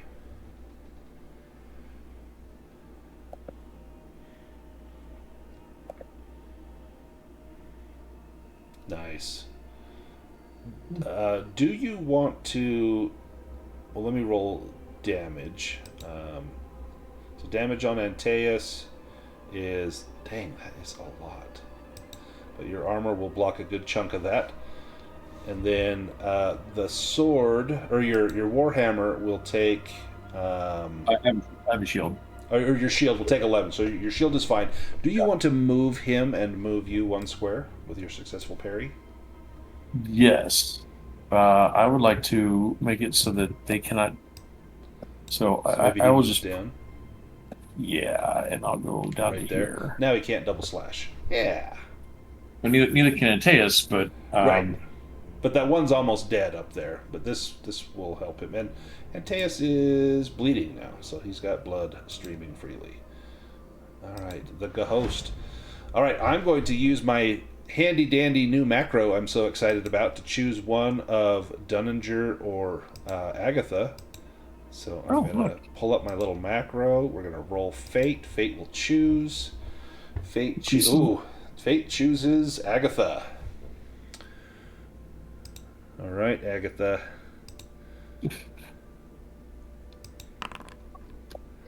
The ghost the ghost lunges at Agatha and strikes with great force.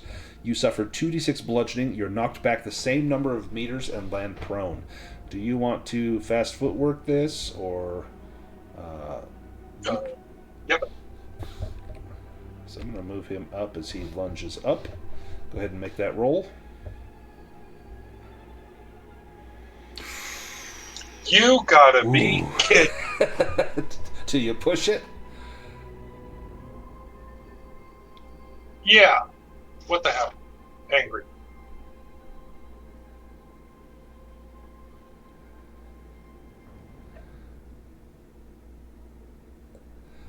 Nice. You can move 1 square.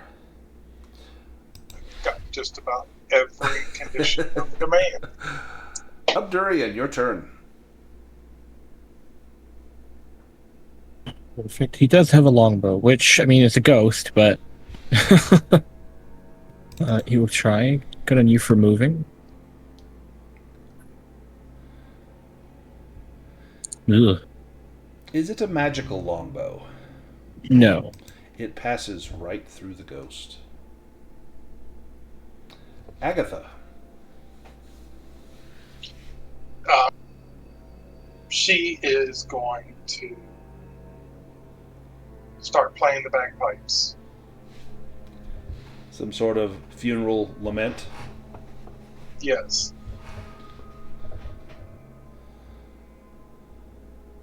And is this boons or banes? Booms. Boons aplenty. The ghost will go again. And in fact, I'm going to do my same randomizer. Is it Dunninger or is it Agatha? Let's see. Fate chooses Agatha. This doesn't seem random. Not random at all. The ghost moves up and stares at you. You see your life pass before your eyes, visions of dead friends. You'll take the scared condition. If you already have scared, you take another one. If you're out of conditions, you lose 1d6 willpower. And then you need to make a will roll with a bane.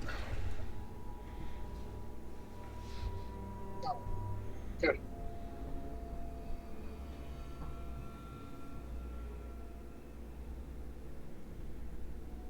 Do you push that? I can't. Oh, here we go. Rage. Your fear turns. The downside is on your next turn, you're going to stop playing your bagpipes because you have to attack. So you will be forced to attack the ghost on your next turn. You also become angry. You already have. Then you have to take another one. You have all the conditions. Oh, disheartened is your last condition. Look at that. You've got them all. Got the whole set. Oh, and Agatha, you're... Wow. Do you want to swap so that your song at least lasts a while? Yeah, that would be good. Do you want to trade with, like, the skeleton at the very bottom? He's Yep. number 10. That'll keep your song going for everybody for at least a round. So I'll move you down to 10. Alright, so Skeleton Champion will go first instead. And he will attack Antaeus. And he's going to find the weak spot.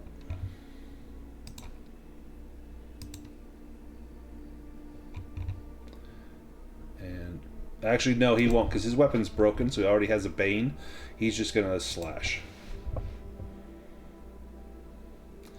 And that is a hit. Antaeus, do you want to use defensive or fast footwork or just take the hit?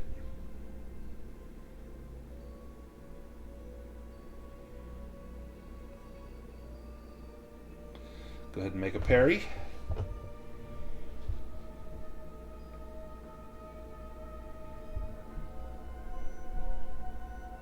Nice. Your weapon will take...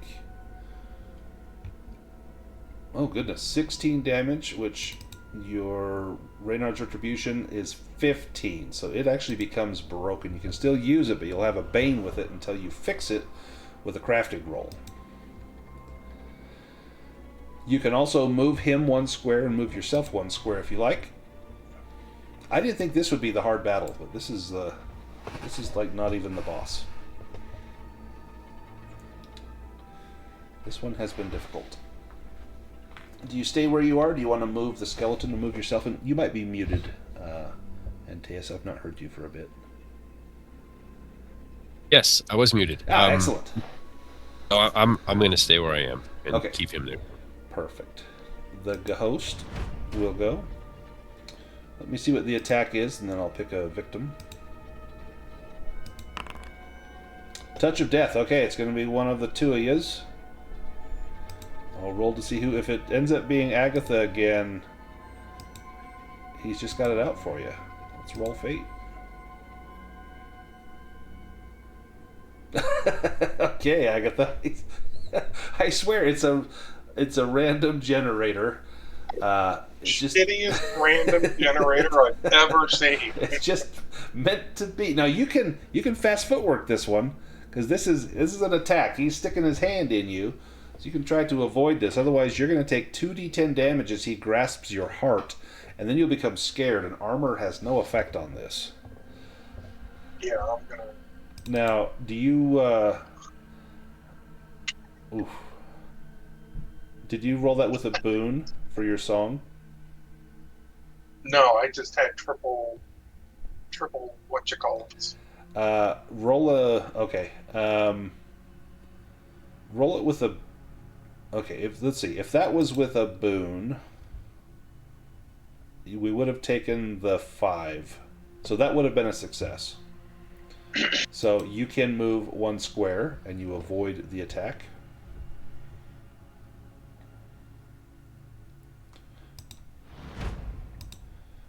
Alright, this skeleton champion is going after Ursula. And he will find the weak spot on Ursula. No, he will not. Antaeus. The joke's on you. They're all weak spots. Right. I can finish this guy off. And you get a boon.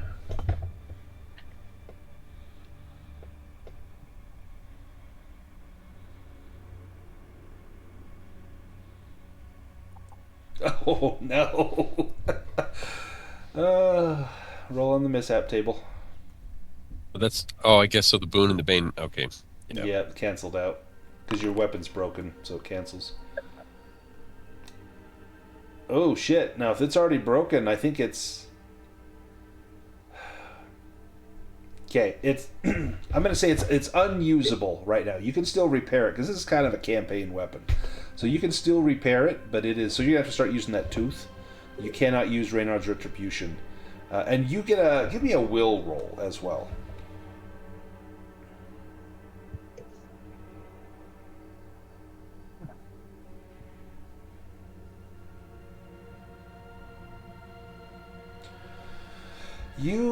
A feeling overcomes you, and you can't quite place it. It's almost like it's coming from your hammer, but it's a feeling of disappointment. The feeling is mutual. It's coming from the bear standing behind you. I can feel it in the back of my head. Yes. I can hear it in my ear, right next to Ursula's mouth. Nice. You whomp the ghost until ghostly blood flies out of it, Dunninger. Abdurian.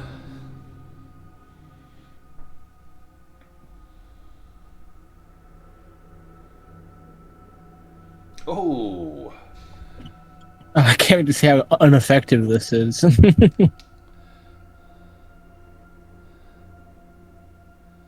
A great shot, but it passes right through the ghost. The ghost will... Oh, just say it.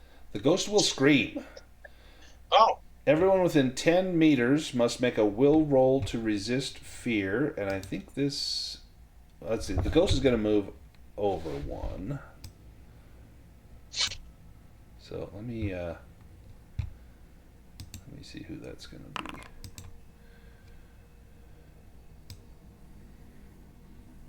Oh no, that's still going to get Antaeus and Ursula. So Agatha rolls with a demon. Dunninger, you take the scared condition. And Agatha, you are shaken. You also take the scared condition. Now you already have all the conditions, so Agatha, you're going to lose this many willpower points. 6. And once your willpower runs out, it comes out of your hit points. Do we get a boon for this? You do get a boon for that will roll. The song is still going.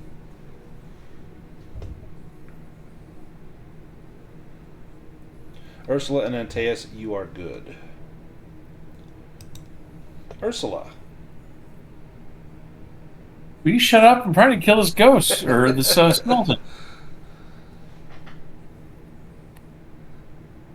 Roll. Nice. You gonna parry it? Let me see how he's doing on willpower. He is... Yeah, he's going to parry it. Yeah.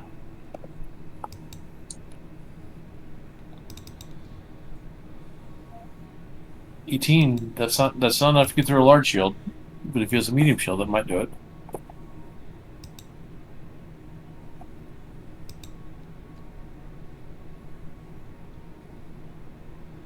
He parries, and it is a large shield, which has 18. Yep. So it's fine. Yep. Okay. One more point would have had him. Do what I can. You want to move him one square? Or no, sorry, he can move you. Yeah, he's going to move you up here, and then he's going to move up. Agatha, you need to attack that ghost. Yep. Very strong desire to attack that ghost. And she is going to just bum rush him. And take it. You've got some magic weapons. Yes. My This is your cleaver. Yeah. Nice, roll damage. Takes the whole 6 of it. It's close. One more blow like that, plus 1 hit point, we'll take him out. Dunninger, you're up. Now there's no more boons. The song has ended. That's right. Nice. I think this will do it. Yes. How do you take out the ghost? With your power fist. Well, I punch him in the chest, and my fist goes through, but it seems to almost dissolve some of his ghostly form, and I grab his ghostly heart and rip it from his chest and crush it. Nice. You know, the heart here tastes like pomegranate. Ooh. It could have been yes, meal. indeed. Now you've got movement, Dunninger, if you want to take it. And this skeleton is going to double slash.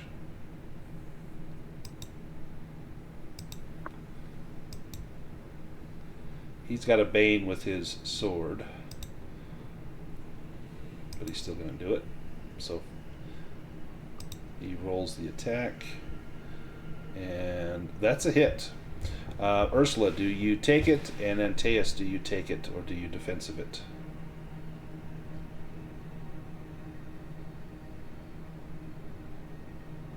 I'll take the hit. Alright, damage to Antaeus is 9. That's not bad at all. Let me give that to Antaeus. Antaeus takes 0. Ursula parries, takes the damage. Do you want to move that guy and yourself? Yeah, well, we're doing a tango. We'll just move back. Nice. Oh, it's a different guy. Yeah. Yeah, I'll move him one to his left. Okay. Let's see. Come on. Move, buddy. There we go.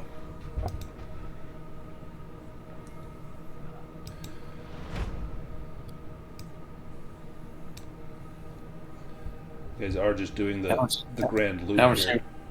we're seeing you to me. How much did he get in on the shield? Sorry, yeah, let me check that. Roll damage. Damage for the shield. 12. Shield is good. Yep. Making sure. This guy here will double slash. He's almost out of willpower. He's got one more left in him. And this will come in at Antaeus. Oh, that's a miss. Alright, so he misses both of those slashes. Ursula, your turn.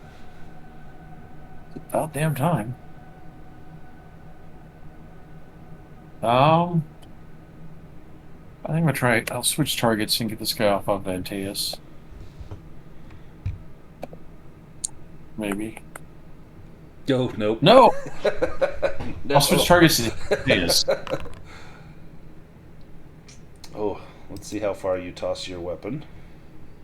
Toss it 5 meters. Maybe it clangs against the wall over here. I want that back. Agatha.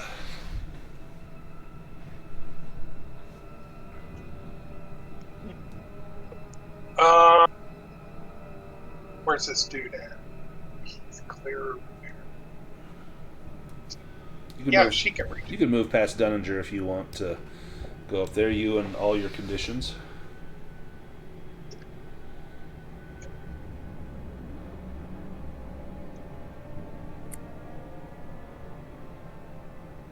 Nice. Roll damage. He's out of will.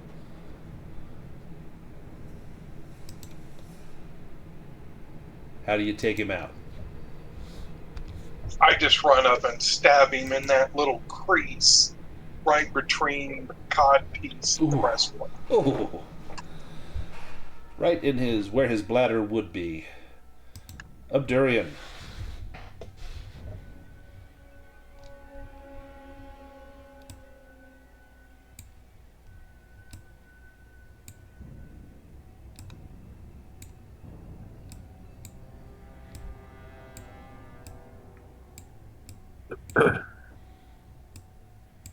Antaeus.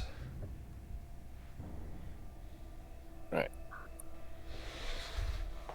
So you can't So use I have can't use your hammer. Do you have Right, another so- weapon equipped? Your torch. So you can hit him with your torch. It uses your hammer skill, or it will cost you an action to swap out your weapons and like pull out the tooth. I'll pull out the tooth because I'm gonna have to. The torch isn't gonna do anything. So Yeah. So let's go on your sheet. Let's put Reynard's Retribution away, and you can pull out the tooth of Frim Varngrim. There we go. And that's your action. okay. And Antaeus, you're up with tooth in hand. All right. See how this thing works.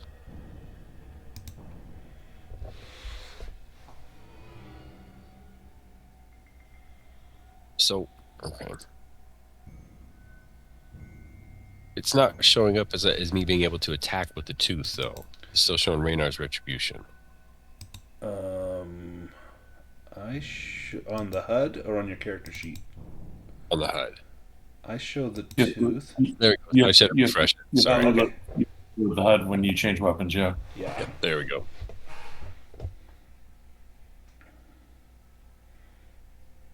I thought that was a demon for a second. All right, he's out of willpower. Roll damage.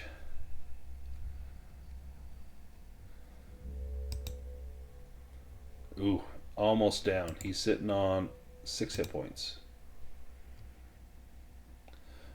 Ursula, you're up. Well, as my weapon's over there somewhere, I have to pull out my other weapon. Yep, so that's your action. Unless you bash him with your shield. If you got it. No, I have another weapon Oh, equipped. you got one at hand. Oh, yeah, a pretty good weapon at hand, actually. Yeah. And the old blade takes I can't parry with my shield because it's a two-handed weapon. Oh, right. Ah, yes. All right, that is the battle ended. We've got some wounded. You also don't forget to pick up your warhammer over here. Yeah, go do that now. So let's see what I can do in the way of healing some of you folks. And let me have Agatha make a spot hidden roll while you're here.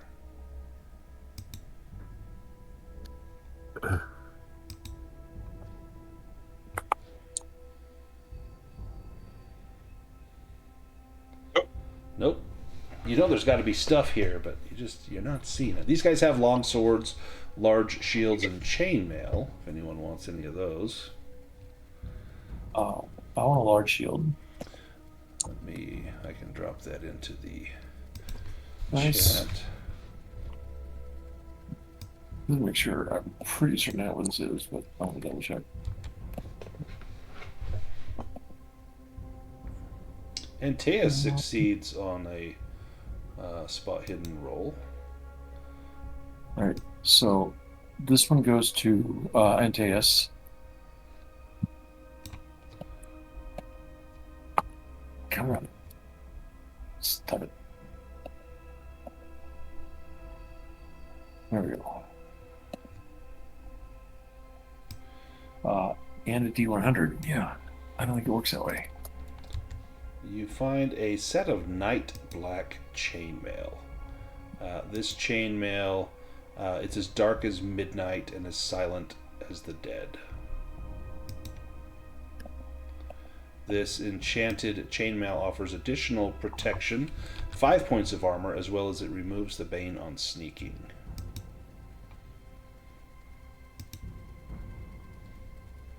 If anyone wants the night black chainmail. So that's only 7 back, Antaeus. Sorry. I will take it. Thank you very much. I would love the chainmail, but I'm not gonna take it from other people if someone else needs it.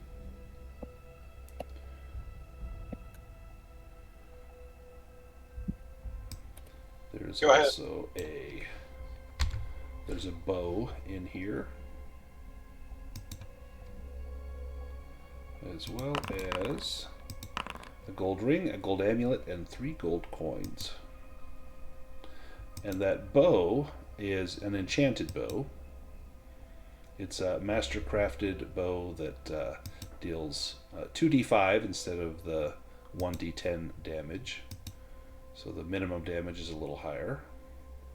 But it also gets a dragon on a 1 or 2.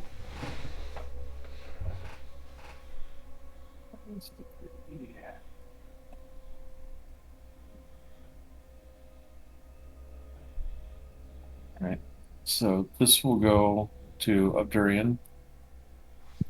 And I'll calculate the gold that we're going to get. Oh shit! Thank you.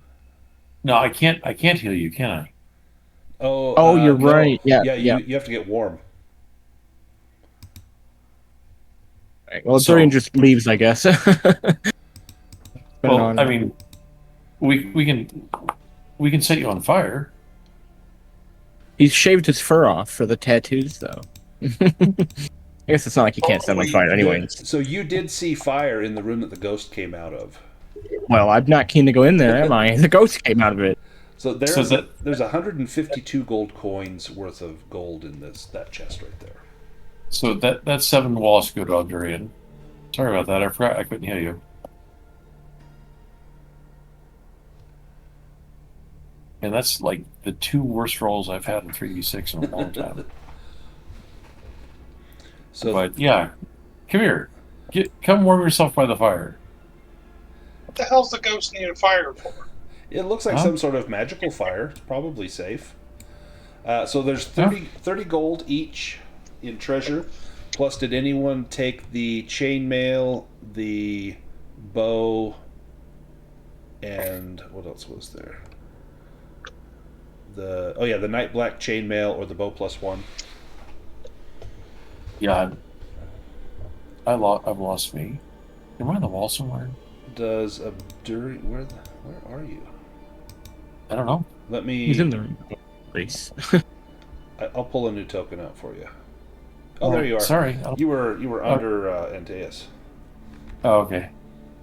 Yeah, so Abdurian, you got the other 7 healing.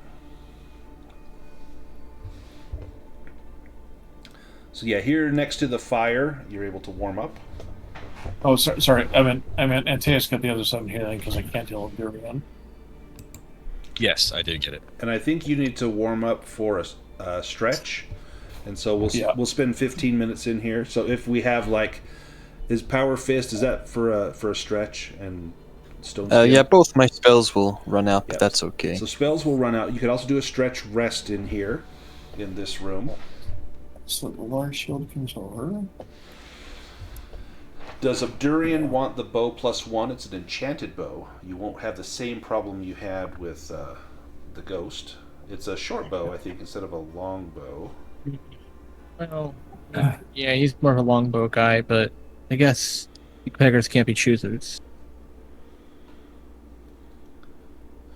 And then did anyone want the night black chainmail? Already taken it. You took it? Okay, excellent. Yep. I'm definitely okay if we do a shift rest. I only got 1 willpower back from that, so I'm a little low. Or a stretch rest? Or like the 6 hour A rest? shift rest, a 6-hour rest. I don't know if you want to do that in here. Well, You could leave. Abdurian's happy to leave. You also have your potion of resolve. So Agatha's happy to leave. I'm going to do a stretch rest.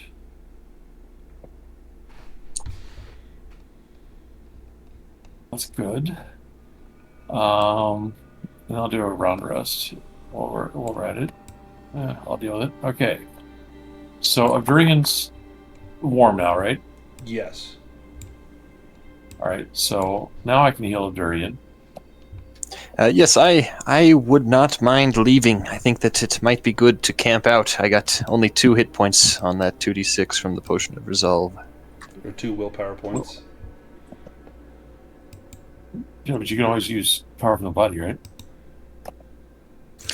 Not something that I would want to do. I need to cast this.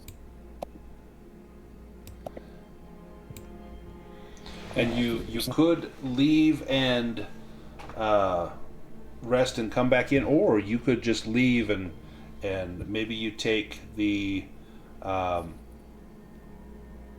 knight's weapons or some of the things you found here. That maybe that counts as old iron.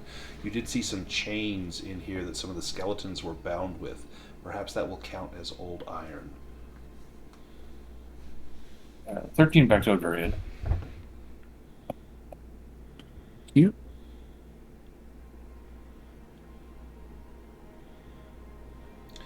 So what is the consensus? Leave or press on?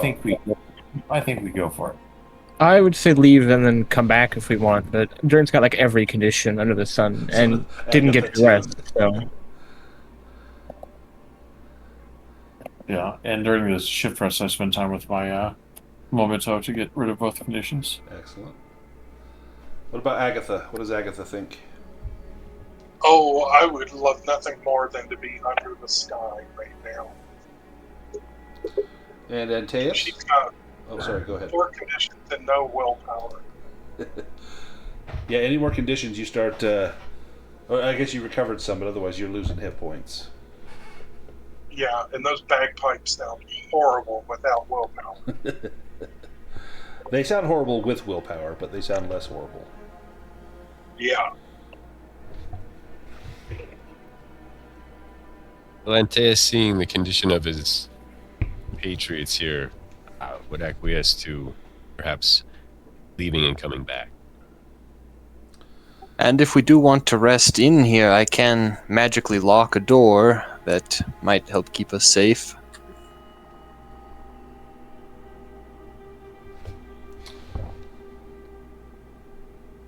Give me, before you do that, give me a Myths and Legends roll, Dunninger.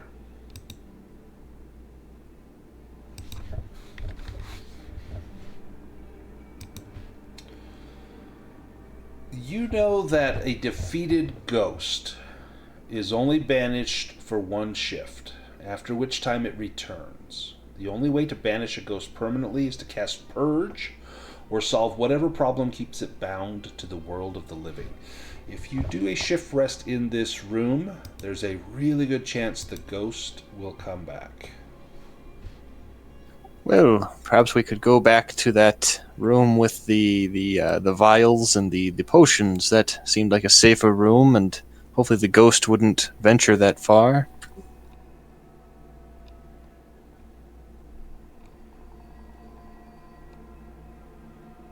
Seems like a good idea. Want to head back there? Yeah.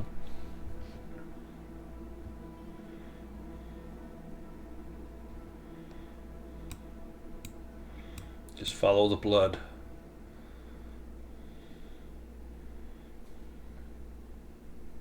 Nobody wants to stay in the room with the organ meat.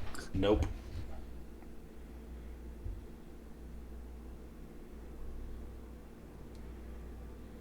We need to have Ursula brush her teeth, too.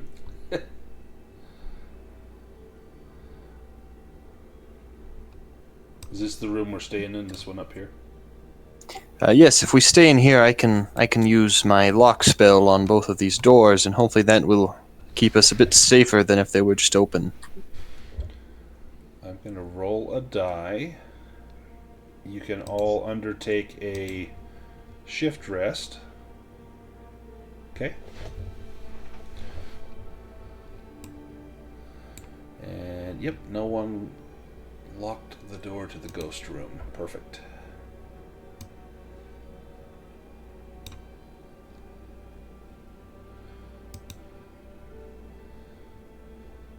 Not that you would remember that if you shut that door. I don't remember half the time when I drive away if I shut my garage, let alone did I shut the door that the ghost is going to appear in. But yeah, so you can do your full rest and recover all of your stuff. Looks like just Agatha needs to do the full rest.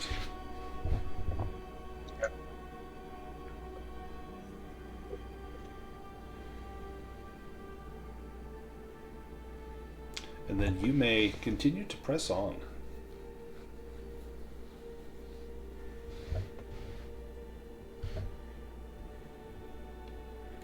Stone skin is powered up.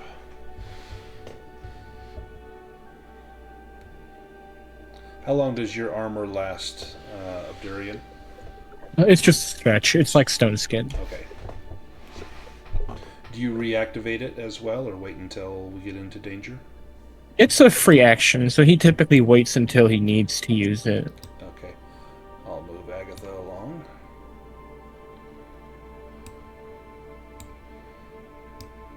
Now, as we come down to this hallway, we see the open door, and you can see the ghost in there milling about. He seems to be doing something at that table. Oh, and we shut the door.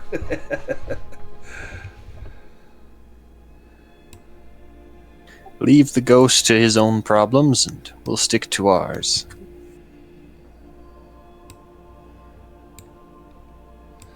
Now, there's some stairs that descend down, and here where Abdurian's at the bottom of the stairs. It's a little cooler down here. Yeah. Can I stealthily open the door? Yes, give me a sneaking roll. Which I don't have a bane on anymore, which is fun. Ooh, you do. All right, I want to poke my head in and see what it is the ghost is working on to see if I can get an idea of what it would take to put him to rest permanently.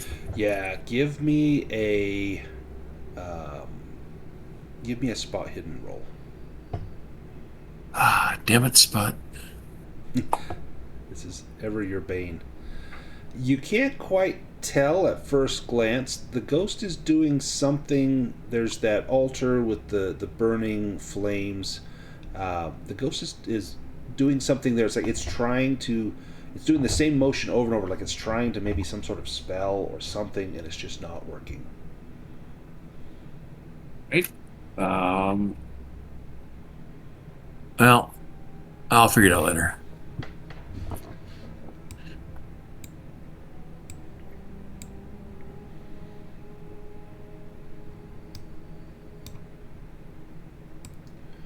This long hallway. At the far end here, I know Agatha can see, maybe Dunninger can. You see a figure over here. It looks like living dead, waiting in a pool of fetid water. There. They don't seem to have taken any notice of you as of yet. Well, this is a perfect opportunity for Abdurian to test out that new bow that he found, see if it is truly magical. Well, this is true, although I think undead are harder to shoot, or they take less damage, or Skeletons for sure. But this has flesh on its bones.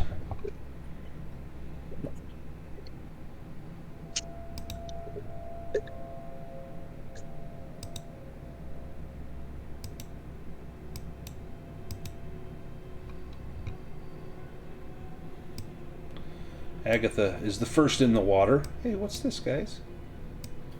Sorry, how deep was this pool of water? This is not very deep here. Agatha can easily wade across. And as she gets over to this side, she alerts the undead to their presence. But they are slow to act.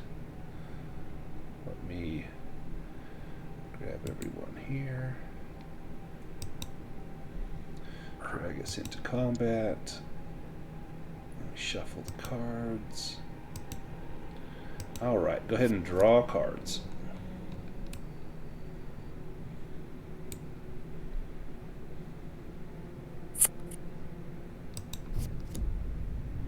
And Ursula, you will be up first. Trade with Agatha? Trade with Agatha. Agatha will go up first. Absolutely.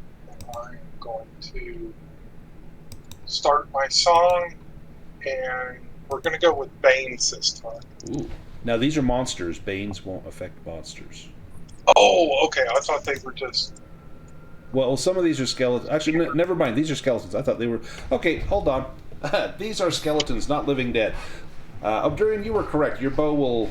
they take half damage from that. You can give these guys Banes. I'm sorry. So Banes for the bad guys? Yes. Okay. And then you can move if you like. Then it's Ursula's turn. No, good.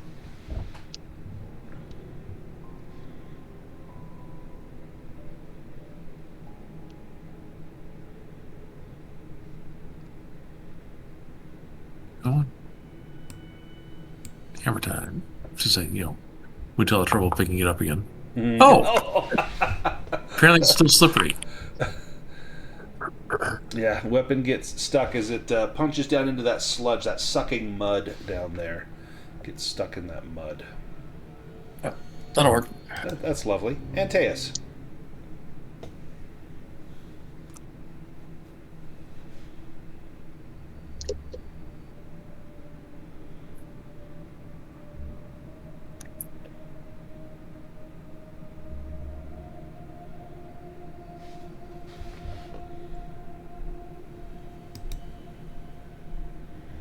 Nice, roll damage.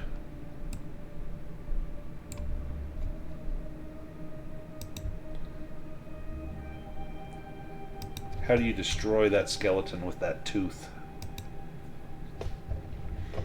Wow. Say that still trying to figure out how to wield this. It maybe a lucky shot right in the chest, and it crumbles. Nice, just crumbles around that as though the power that animates it is no match for that tooth. You can move as well if you like. I think I used all my movement. This archer is going to choose a random opponent. Fate chooses Dunninger. He'll get some... actually, he has a crossbow here.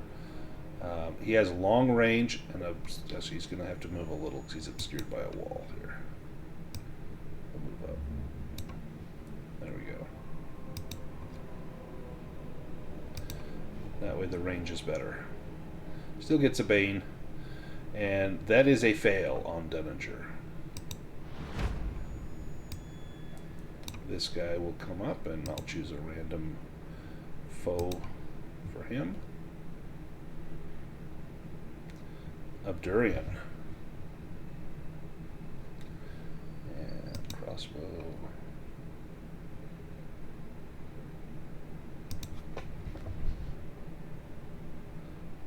And that's a miss on Obdurian. Dunninger, you're up.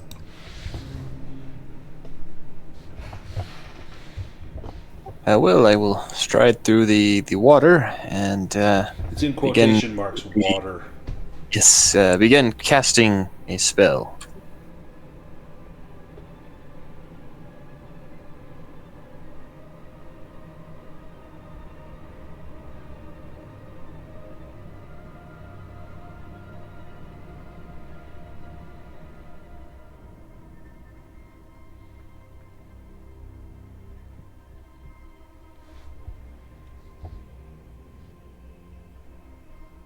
Oh, sorry, did we get... It was Bane's, right? Yeah, Bane's for the bad guys. Do you want to push that? Oh, man.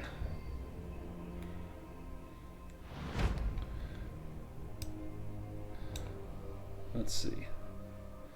Who he attacks. It's either Dunninger, Ursula, or Antaeus that he can reach.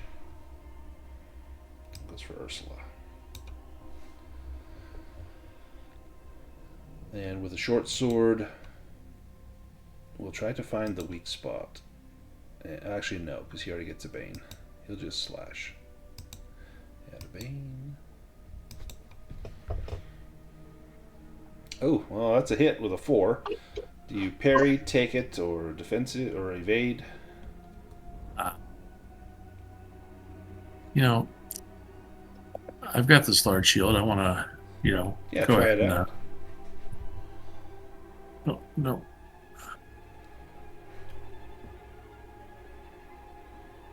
Horn.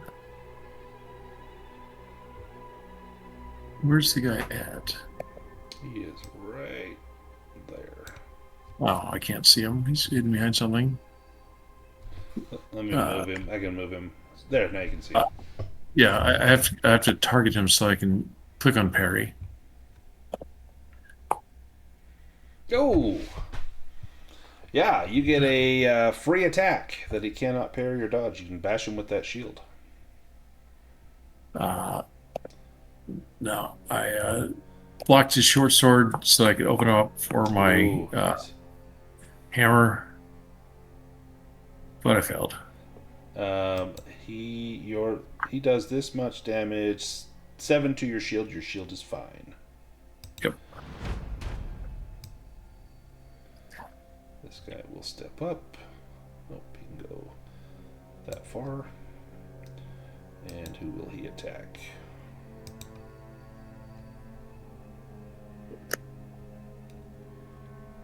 He will go after Agatha. Fate has corrected itself. Mm-hmm.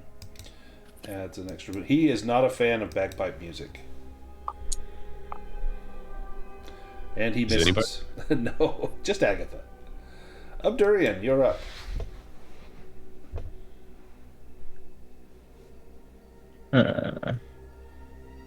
Oh, God, I couldn't even see him. Hello.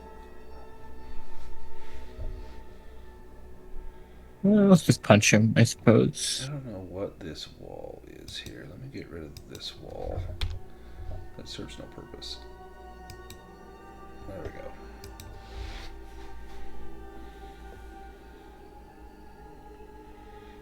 Oh, damn. Oof. Do you push it? No, I'll let that stand.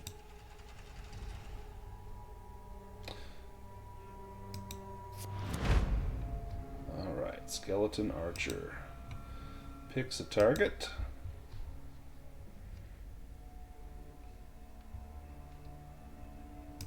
Goes after Abdurian. And give him a Bane. Oh, that's a hit on Abdurian. Do you have a bow to parry that with? Or evade it? Otherwise it's coming in. Well, if it's a new round, I suppose he could just dodge. Yep, you can evade it if you like. Fast footwork, or use your action to evade. He's just going to use his action. Okay, I'll mark you as action. You succeed. You can move 1 square as well if you like. Ursula, you're up.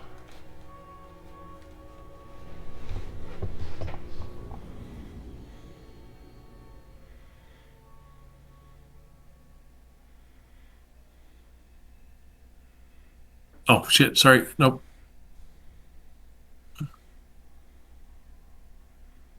I get my hammer back.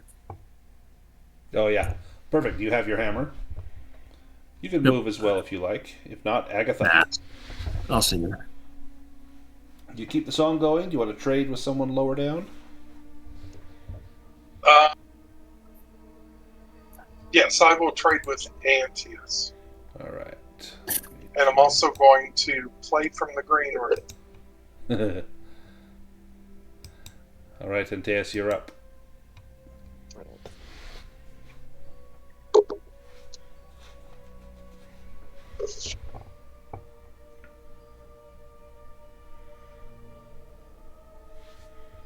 Nice.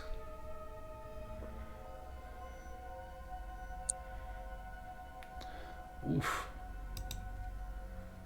How do you destroy that guy with the tooth? I would say in the same way, puncture right through the chest. Antaeus is beginning to like this tooth. Yeah. You've got 4 more squares of movement if you want to take it. Abdurian, you used your action to evade Dunninger.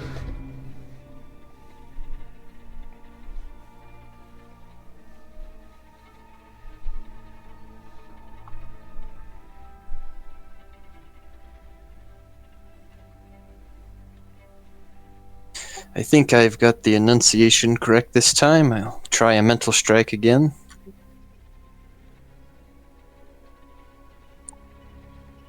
Oh, yes, you do.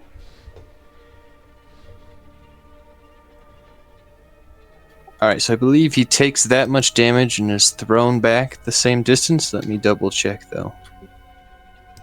His bones will clatter that far as you absolutely annihilate him. So if you click on Mental Strike, it should pull it up. Yeah, hurls in the same amount of damage, and it can be dodged or parried as a ranged attack. Well, it looks like he didn't dodge or parry. His No, he bones didn't. are strewn about the floor now. You can move if you like, and then Agatha, it's your turn. I think I'll stay here. We'll continue playing. Is it Boons still, or Banes still, or do you switch to Boons?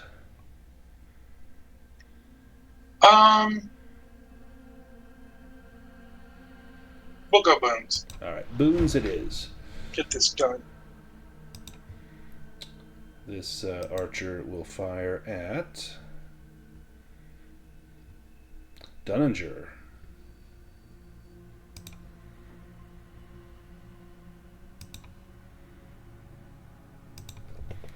It's obscured by a token, and that's a miss. Go to the next round. And this guy will fire at... Oh, he goes after Agatha. This is the guy that does not like your bagpipe music. I thought I was hidden. If I'm still in. It shows that you're obscured by a wall, so he gets a bane on that. Plus, you're obscured by Abdurian, so there'll be double banes on that. And that's a miss. Hits the wall. Ursula, you're up.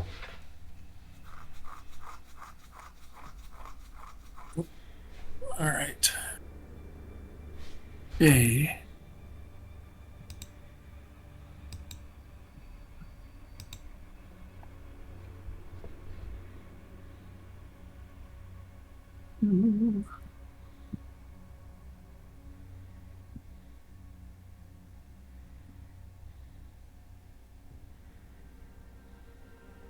Is there one that I'm missing?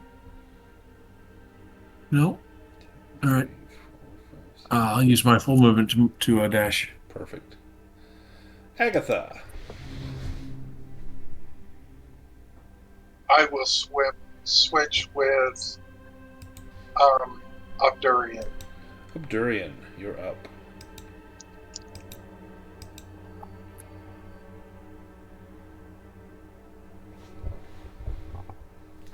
Thank you kindly. New bow. Yeah. The, that was healing for healing. That's weird. I used the combat HUD, so I definitely used the bow. I don't know why that did a heal. Oh, I guess the heal button is right next to it. I must have. Oops, Oh, that's a yeah, hit with the bow. I see the to be first fair. aid. Yeah, what's the damage on the bow? 2d5? 2d5, right? Yeah, Yeah, go and then ahead a and roll that. d4, I guess.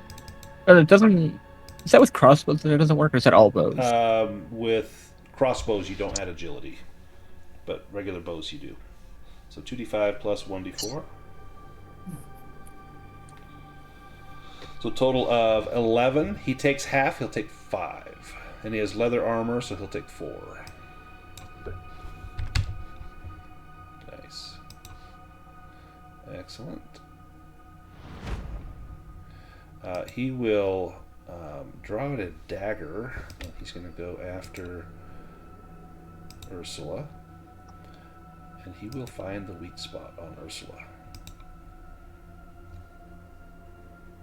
Yes, indeed, he does. Ursula, do you try to parry that, or do you take it, or evade it?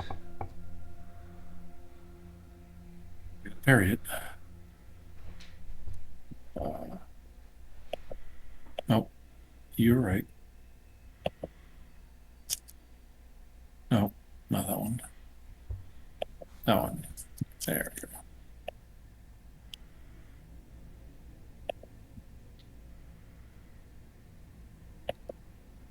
Why aren't you coming up? Oh, I guess I had to target the guy again. Parry roll. Oh, Jesus. mishap. Is there a... I guess still a melee mishap, yeah? Drop your shield. That's not how you parry. Well, the blow that's lands how for 3, which ignores your armor. You take the solid 3.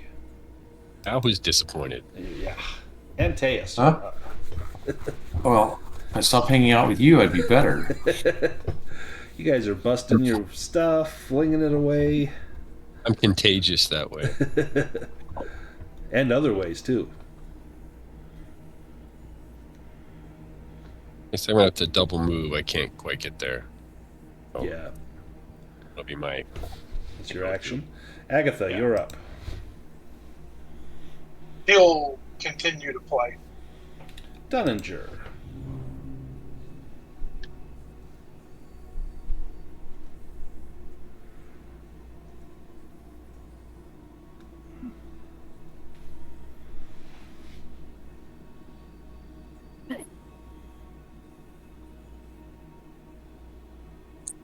Nice. I like that little animation there. That was kind of fun.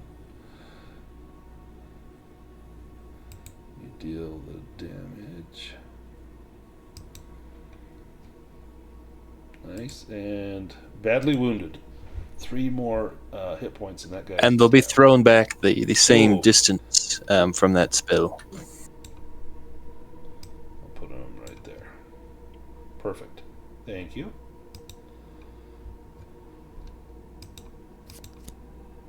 Dunninger, you're up first. Would Abdurian like to trade?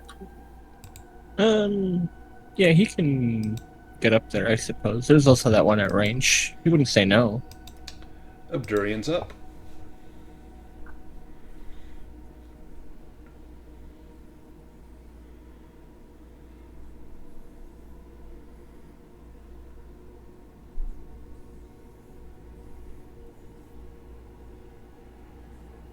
Oh dear. Do you push it? Well, I mean, these are just skeletons. Well, yeah, I mean, I gotta... Okay, yeah, I'll push it. It's like gambling. It's really talking myself into it. There we go. It's half damage anyways. Oh dear. There. It's still enough. How do you take him out with the bow? It's just a good old headshot. It just snaps its skull off. Nice. Ursula.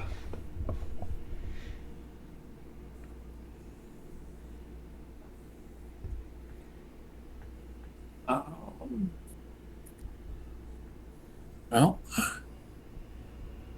Saga next to me. I've got my bagpipes going in the background.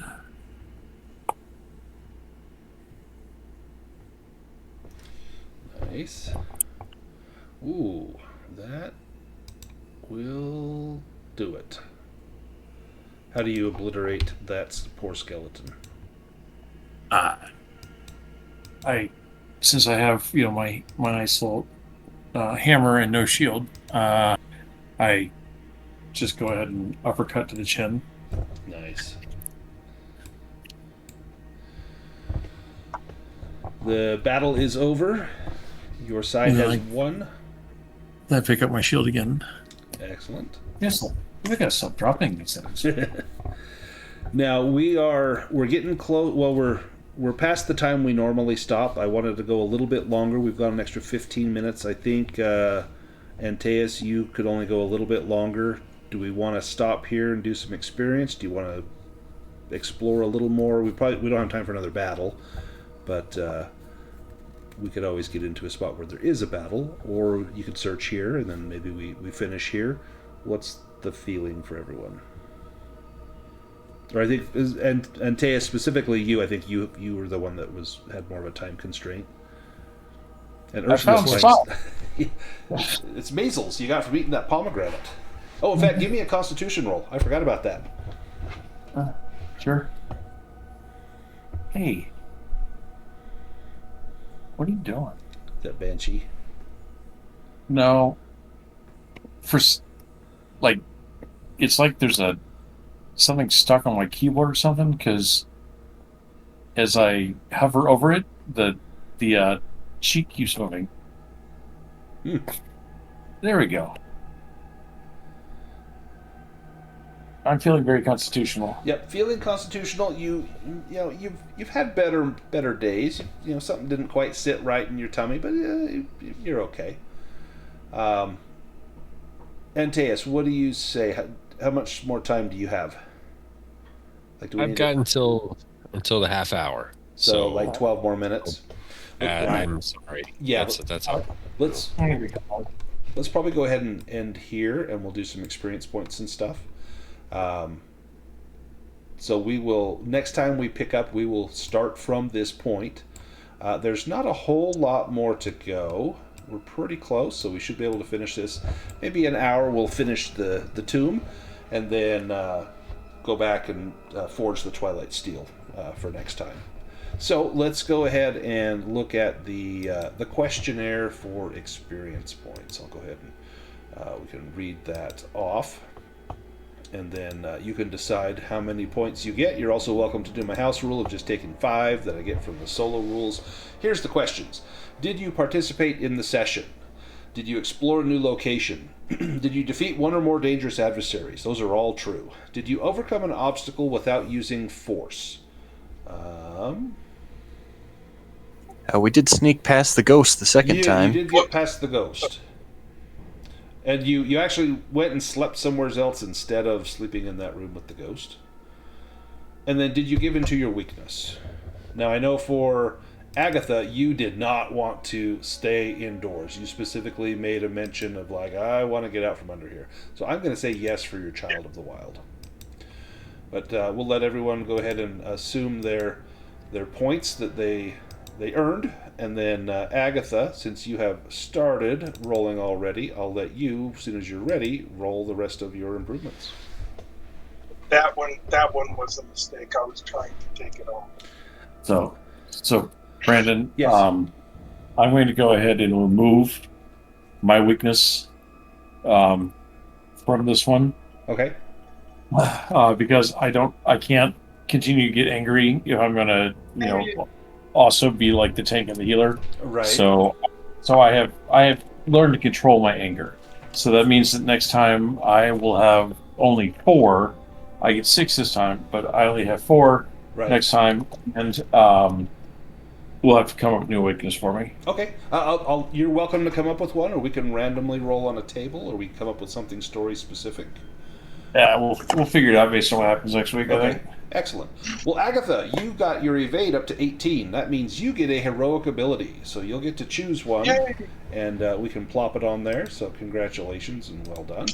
What if we go to Dunninger next? Do you want to try to learn one of those spells from that grimoire? Or do you want to try to improve I think your I might maintenance? hold off this week on learning a spell, but I might next week. We'll see how it goes. Okay, you can go ahead and do your improvements. Nice. Spot hidden goes up. Sleight of hand does not. Persuasion, does not. Languages does not. Oh, come on, get one of these big ones. Come on, mentalism. No, but you did get your spot hidden up to 15, which is excellent. Let's go to Abdurian, if you are ready. You can do your rolls. Absolutely. No on awareness. Yes on evade. Oh, that's a good one. No complaints there. Mm-mm. I don't even care if I fail everything else. That was worth it. That's a good one. Oh, there we go. There's bows goes up. With that new bow, you feel a little more comfortable there. Brawling does not go up, nor does skin art.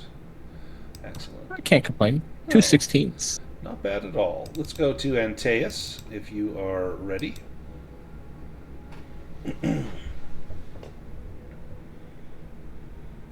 Acrobatics goes up. Awareness improves. Your knowledge of bushcraft also goes up. Peapod is helping you out with that. Spot hidden does not go up. Here's your big one. Come on, hammers. No. That was swords. Hammers, no. And last but not least, Ursula. If you are ready, we can do your improvements as well.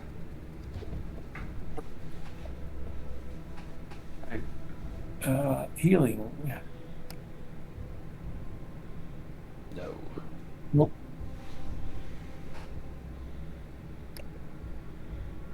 Languages, yes, goes up. Come on. Myths and legends, yes, goes up. Your sleight of hand barely goes up. And not your sneaking. Horse fight him. And not your, of course, not your spot hidden. It's still a 5. And ooh, look at that one. Your swords goes up now that you wield Jotun blade. How about your prayer? That 17 would have been awesome on your prayer. Yeah, not quite, but I'll take it. Agatha, do you know what heroic ability you want to take? Absolutely not. Sweet. Well, you got like 2 weeks before we play again. So I would actually give I would actually nominate Agatha for a Focus. a focused for all of the willpower she desperately needs. Right. For showing us the importance of willpower. Yeah, you got hammered by That damn ghost. by the ghost. Yeah. So I would go for that. And your bagpipe sometimes makes all the difference. And if we can get one more round out of you, more the better. Excellent. Thanks all. Thank you. We'll see you guys in 2 weeks. Some of you I will see tomorrow for Through the Valley of the Sphinx. In fact, we have one opening in that game if anyone wants to hop in, even if it's for a single session. Tomorrow at 7 o'clock Eastern Time. Runs for 3 hours. Just let me know if you're at all interested. Otherwise, I'll see you guys in a couple of weeks.